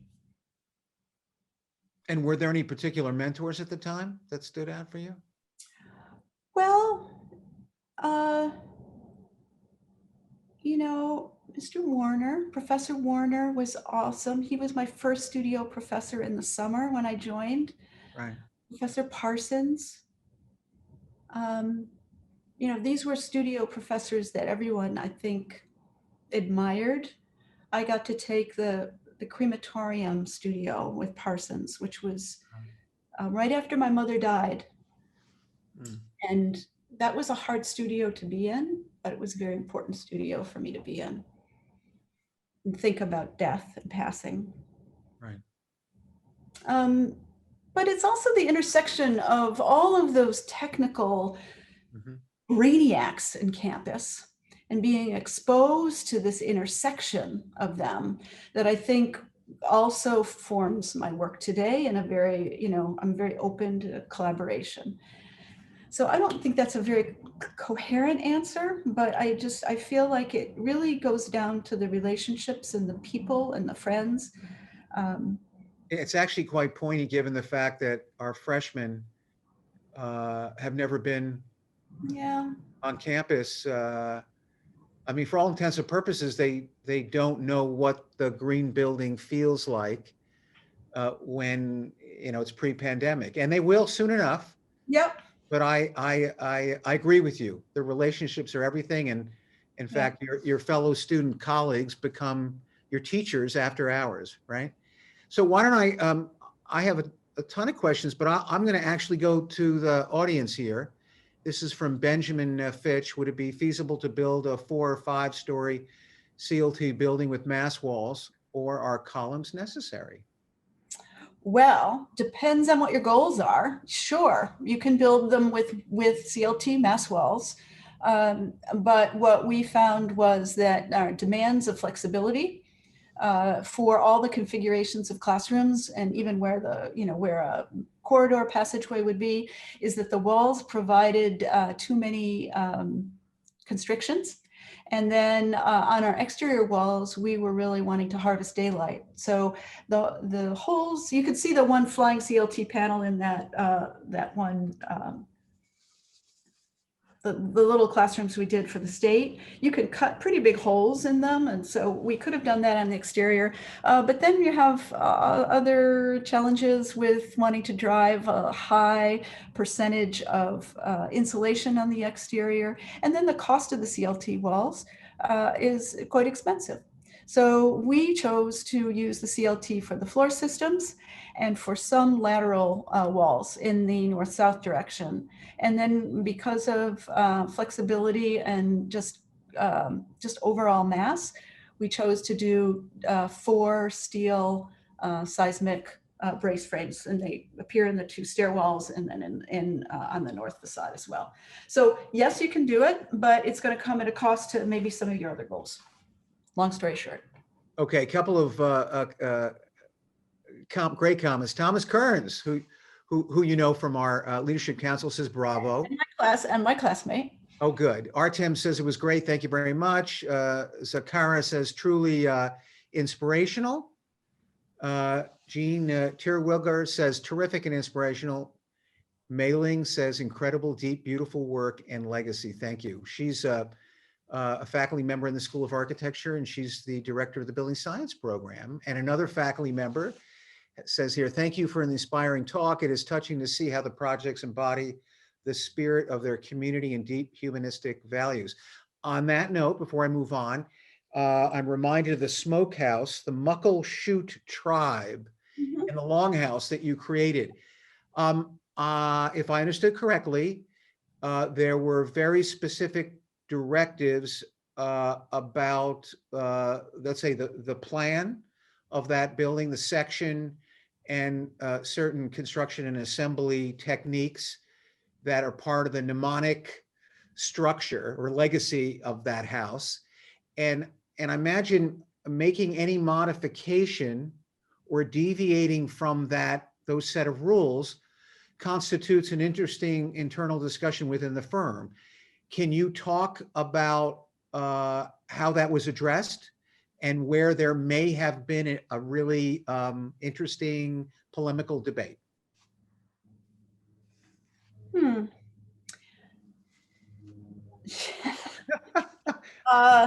Well, actually, I don't think it was that difficult of a discussion. Forrest Payne was the project architect, and Forrest had the relationship from a previous project we did with the Muckleshoots, which was a K-12 campus, K through 12, 4 buildings. And Forrest had been part of that lead, and he had developed a relationship with the person who actually is leading this smokehouse, Faith. And he's the only one in our office who was actually invited to have actually participated and gone inside. Oh, wow. After it was commissioned. None of us have been back. Wow. It's still very, very private, and still very, even though the act was passed and it's no longer an underground, it's still now historically still very private. So he's the only one that was allowed to, we weren't even allowed to understand the traditions, really, what happens in there. And he's the only one that has an inkling of that. Okay. If that comes a great deal of respect. Yes. You do not mess with things because of that intense responsibility, really. And, it was so caring for that and being as rigorous as possible and refining that to its most beautiful. I mean, if you look at the precedent, there's, originally there's columns down the middle. Well, we separated those, right? So that there could be this gathering space in the middle and not have the columns down the middle. We did play with that a little bit, not much.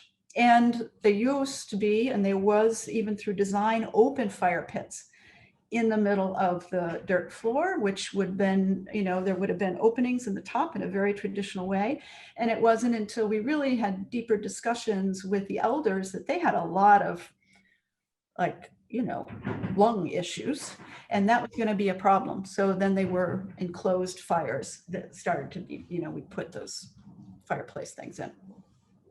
That was the only messing around that we were really permitted to do. Or even felt we were permitted to do.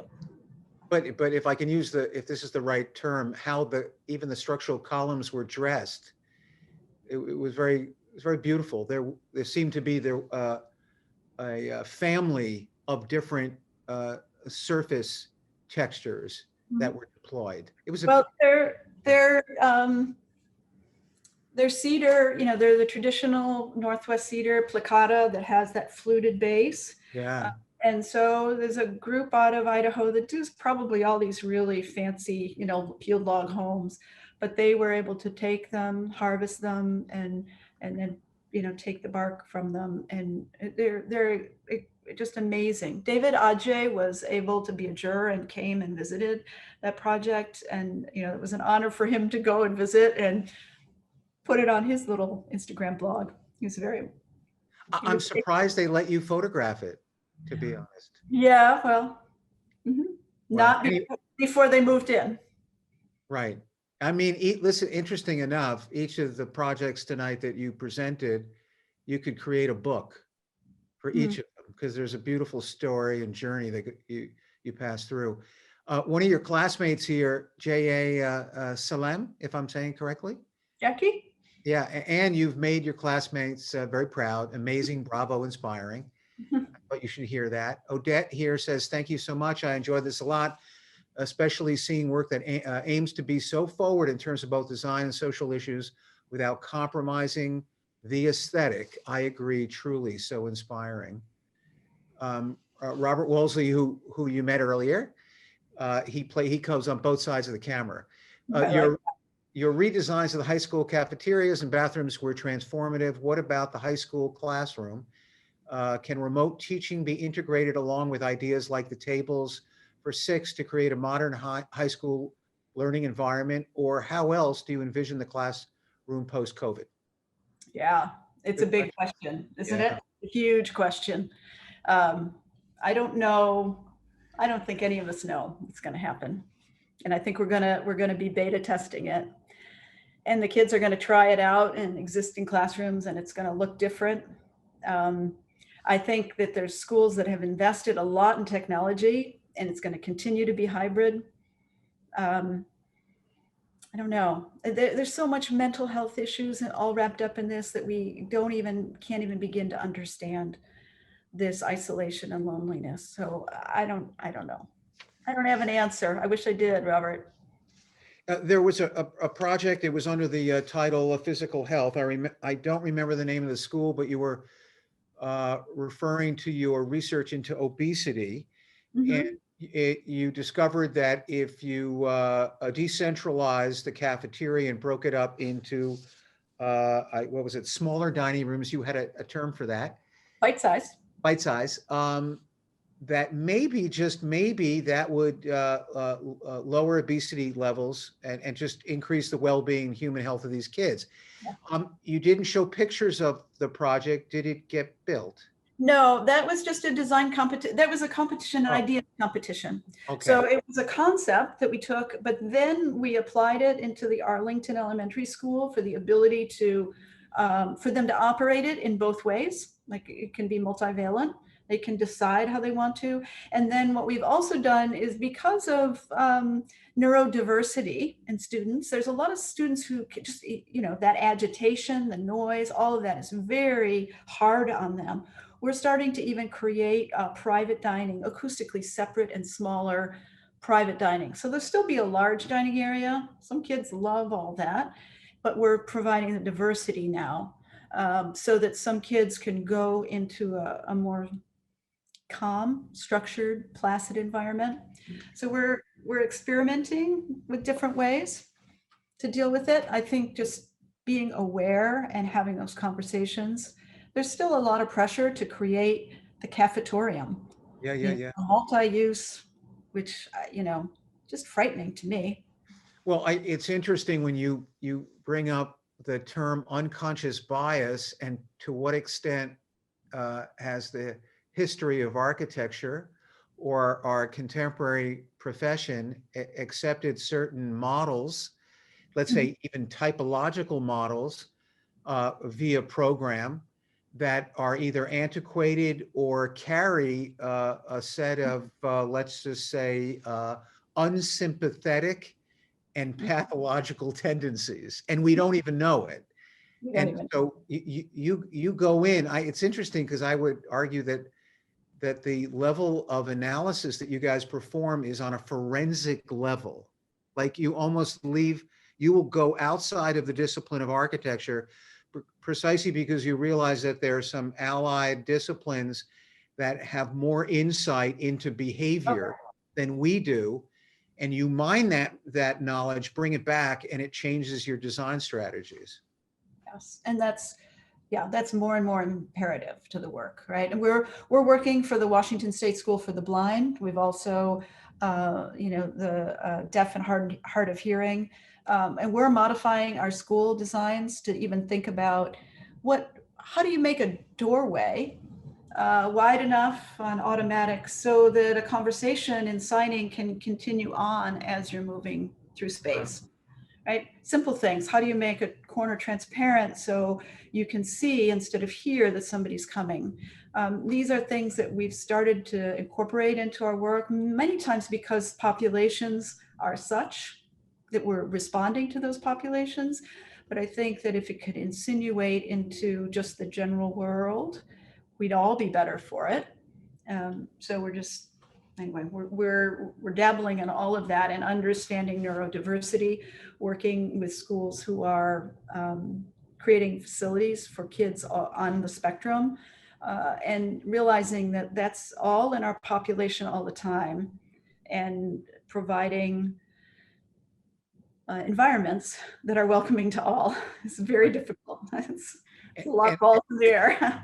No, and a lot of what we're talking about, Anne, is knowledge production, and it gets disseminated obviously through your buildings, through your books and lectures. You also play a significant role with the AIA. Does it circle back and among your professional colleagues? Are they receptive? Is there a mechanism, a platform to embrace the research that you've discovered and essentially authored, and it's given over, handed over as, again, as open source knowledge to your colleagues? I don't think as much as it should. That's the share and the teach part. I think that we are sharing it among our professional or within our disciplines, like in the organizations that are maybe not architecture, but based in K-12 design world, like facilities, people, student housing. Kirk Hopla is involved in that, and, is a partner. And so he's sharing in that world a lot. I would say that our share back to AIA in general is probably weaker, but within our disciplines, we're trying to turn over that information and share and learn from others. Right. Could it be better? Yeah. No, but you're also, you're providing an enormous amount of service for the profession. So it's inevitable that people hear your voice and hopefully are being inspired by it. This is from Jordan Jackson. How important do you think it is work at an organization that is value-based and community grounded to do quiet activism?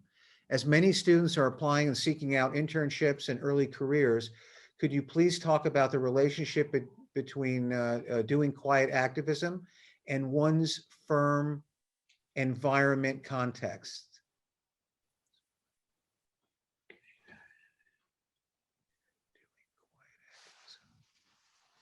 I'm reading it over again. I'm trying to follow the whole question. As many students are applying and seeking out internships in early career, would you, about a relation to doing it quite at one's firm environment? I'm not sure I understand that last question. Can you help me understand it? Oh, well, the first question is how important do you think it is to work in an organization? Well, I think it's important.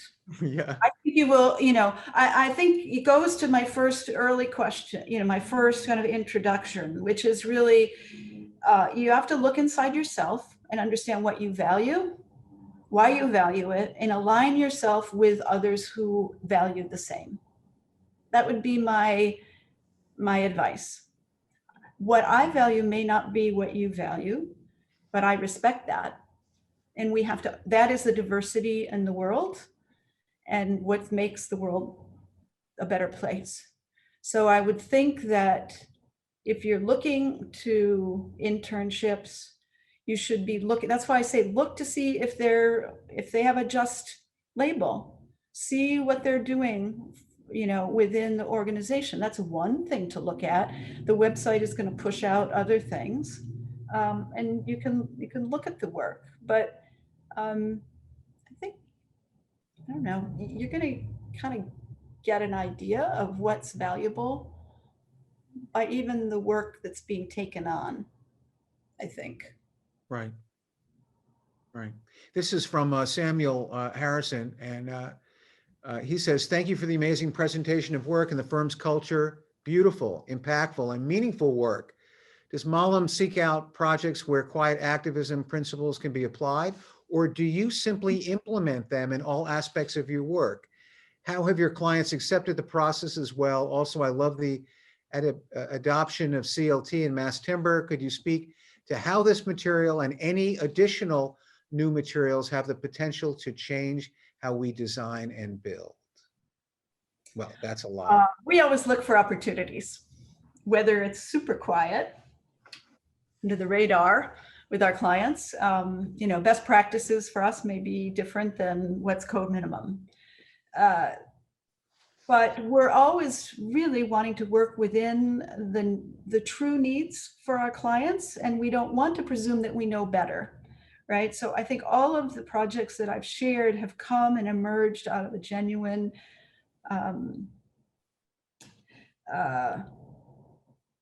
union with our clients to meet them where they're at and to oftentimes take them beyond where they thought they could go. Not that they couldn't imagine it, but they couldn't maybe think that it was possible for themselves within the context of whatever. So our job is to never give up because, it just seems overwhelming, but it has to be responsible for all the other factors that make an architecture practice, right? I mean, all the projects I showed are very cost conscious. They're rigorous in their detailing and their performance. And, we aspire to a high level on all aspects of the practice of architecture. I'm sharing one part of it. There could be others in our firm that would just share the sustainability aspects. So so quiet activism, I think, we look at the wheel with all the levers. We know that projects have the opportunity in one or two of those levers to really push them to places where we haven't been before. And some projects are just projects to build trust with organization and may not have any of those opportunities either, but we know that we're building trust within that organization and we're creating relationships that the next project will be able to leverage, right? It's all about respect for what we're doing. The CLT, it's a lot of people are doing it. I just did a jurying for the Canadian Wood Council, the Wood Design Awards, and projects all over the country and the world. I'm seeing a lot of commercial mass timber CLT buildings going up. It's the most obvious one that's shifting over quickly because you could see from our cost estimate, it's pretty much on par with steel construction. So the shift is pretty easy from a developer standpoint. It doesn't have a negative cost impact. Where I'm seeing some of our research for the schools is it's really interesting to see how we're using things like DLT, dowel laminated timber, with acoustical, like a reveal with acoustical material in that. So now we can address acoustic performance within really a biophilic lid, right? So it's this, the ceiling is still wood. It's kind of got these tiny slits that are filled with acoustic material that now we don't have to have hung weird ceilings for performance, which are critical in a classroom for performance. And we can also then leverage that wood structure. So I would, I'm really looking for DLT to take off. There's only one company in North America, I think, Structure Lam out of British Columbia, that is actually making this product. We have the first project in the US that's used it, a school that's just coming online this fall. I would look for that and put pressure on getting more manufacturers to make that, because I think that's a really interesting material. Hey, Ann, given the passionate interest and commitment to new materials and sustainable materials and practices, has there ever been a discussion within the firm about having a segment of the firm that actually constructs the buildings as well? No. Okay. I was just thinking of a new entrepreneurial model, that's all. But we have really good, we're moving into more design build relationships, and we have trusted partners. So Right. Walsh Construction is known for wood construction here, and they're really moving more and more into CLT. And so, our that research project with U.S. Forest Service for the K-12 school, Walsh is on our team as part of the research partners. So they're the constructor model, partner for constructability and cost. So we're creating collaborative relationships across that. So we're not going to assume that expertise when we don't have it. Sure. Here's a bit of a pivot. The anomaly, and this is not from the chat room. This is the dean's question. Probably the project that stood out as a bit of an anomaly only because of the fact that it wasn't a school, it wasn't a health facility, it wasn't dealing with a kind of spiritual program, was the transfer station, North Transfer Station, and it was monumental in scale compared to the others. There was a disproportionate amount of engineering because there was a massive long span roof, and it was, if I could use the metaphor, it was a house for machines. Yeah, right. And trash. And trash. Very good. And so I was just curious, although on one hand you could argue there are a lot of your methodology is absolutely consistent irrespective of the program, and it is, because your the level of sensitivity and consideration to all the living and non-living participants was very sophisticated.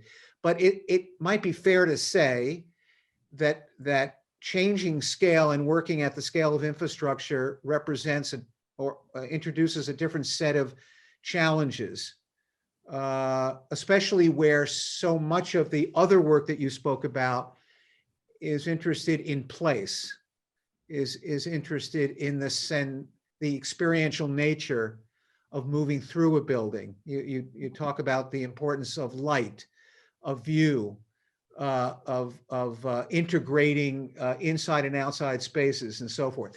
So I just thought I would ask you, what are those unique challenges? And when you do take on a more monumental scale, are there any, do you have to recalibrate? Well, the relationship is different, right? The prime in this case was the engineer and the operation, like you're not in the driver's seat for these kinds of projects. I just sat on a panel for the Northwest Film Forum after watching The Making of a Mountain, which is Big's trash burning power plant in Copenhagen. And and that's the same kind of a thing. The inside of that building is the same crazy engineering feat, right? It's machines and, structural hijinks, right? To make that work, just like we had structural hijinks. I think the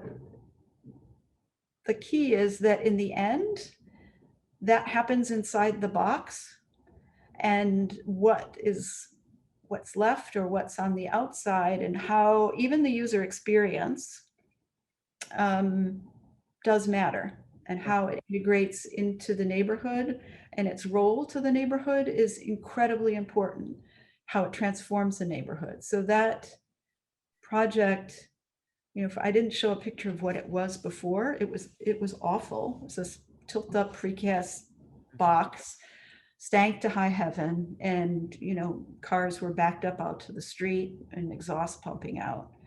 And so to transform that now to a park, I think all of the same values drive that work. The same conversations push you to have the same kind of rigor that are really about human values and sustainable values. Right. But as you said, the surrounding fabric inherits this monumental building, and you have to figure out a series of tactics made out of a variety of materials to soften that edge. And right. Yeah. And the idea of how do you, something as large as that, how do you make it human scale when it is really scaled for machines? Yeah. That's very, it comes with a paradoxical, just like Big's, mountain, it becomes a landscape. Right. It's more of a landscape design project than a building project. Are you guys interested in acquiring more infrastructural projects? I think we're interested in all kinds of projects. Just whenever they. That's a great answer. If I was a developer, I'd say I'd call you up in the morning. Yeah. This is from Katrina Pacheco. I don't know if you know her, but she's a graduate from the School of Architecture and also a faculty member. And she and her husband, David Pacheco, actually went on the Rome program and met on the Rome program. Very good. I'm giving you more information than you like. She's wonderful. And thank you for the engaging presentation. You've melded your ethic approach into all you do as an architect: leading, teaching, listening, learning, self-reflecting, encouraging, caring, and practicing what you believe at all levels. The organic cycle of thinking, cultivating strong plants to produce great seeds is strongly represented in your firm's work. You also mentioned working with code officials to make the equitable approach happen, non-gender bathrooms. The IDD students in my professional practice course have heard about many of these approaches, and to see the results is stupendous. Thank you for sharing. The devil is always in the details. What was the non-gender bathrooms? Was there any resistance? Was it controversial? Did you get any pushback? Oh, we have projects that have pushback. I shared the successes. So more and more, it's, we're shifting to that world. Right. Certainly within the Seattle city limits, it's already, Starbucks has them all over the place in their fancy roastery, and the beer houses have them. So in Seattle, it's pretty much accepted, but in some other, like in Eugene, we really had to work, when we did a project at U of O, we had to work with the building official, and because it wasn't in their code to allow it, they had to figure out a workaround. And in some places, it's just that much more difficult. So open dialogue is really important. And you have to also have a committed owner that also wants it. I mean, everybody has to come to the table. You can't do this kind of thing alone. And it can't be your little, torch to bear. It has to be something that's good for all, and everybody has to be ready and willing to do it, and understand why. And so it's going to be there. Sometimes you're going to hit it, and that's the leader. That's where you put out, and it becomes successful, and we can all look, and people who are more bashful about making that change can look at the examples and see the success. And sometimes, we stumble and it's not perfect.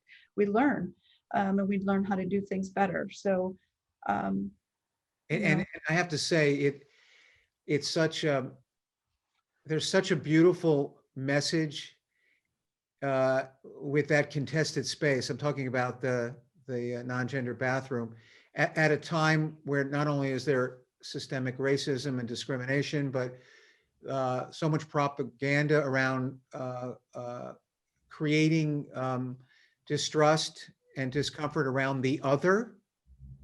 And it's so beautiful that in the process as an architect, that you can just resequence, reimagine, and redeploy, change a simple bathroom in such a way that it messages out to the student population, to the parents, to the teachers, that, hey, this is a better way to come together. Well, put on your seatbelt. We're doing a non-gendered locker room now for a City of Seattle high school. Wow. So, you think about that, non-gendered locker room for sports, like, oh my God, Yeah. no, actually, yeah, because now the girls' soccer team and the boys' soccer team, well, they can start to be all soccer players. Why aren't they all soccer players? Learning and training, and like these gender differences, I think are going to, over time, are going to start to meld away. Right. So that's going to be really interesting to see how that tracks. Seattle is, it's amazing. They're taking that stand and they're going through with that. And I compliment the team for figuring out how to do that in a way that will allow privacy to still exist, but also community to come together. It's on one hand deeply poetic, your practice, and it's also very radical, because it's proposing in a range of areas paradigm shifts that, if they were inherited and deployed by the profession, not only in the United States but abroad, you could actually change human behavior, kind of consciousness, good health, sustainable practices. And on that note, I want to thank you for an extraordinary lecture. And obviously, we know each other under different circumstances. You've been a dear friend and an advocate for the School of Architecture, but you're a brilliant architect, and you've made your alma mater very proud. And we were thrilled to have you come back this evening. It is in the Eastern, on this side of the country. And I'm sure that all the students that attended the lecture tonight, I know they were moved. You offered them insight, and critical insight that's so valuable for their life as global citizens and as future architects. So I want to thank you. Well, thank you for having me. It was my honor, my pleasure. I hope I can come and visit you all soon. I'd love to hang out in studio. And I got it. My last words. I got to tell you, we're going to be sending you names and contacts of brilliant students in the school who would love to work as interns or full-time employment one day. All right, bring them at me. And thank you very much. All right, thank you, everybody. Have a great evening. It was wonderful. Be well. Be in touch. Yeah, you too. Okay. Bye-bye. Bye.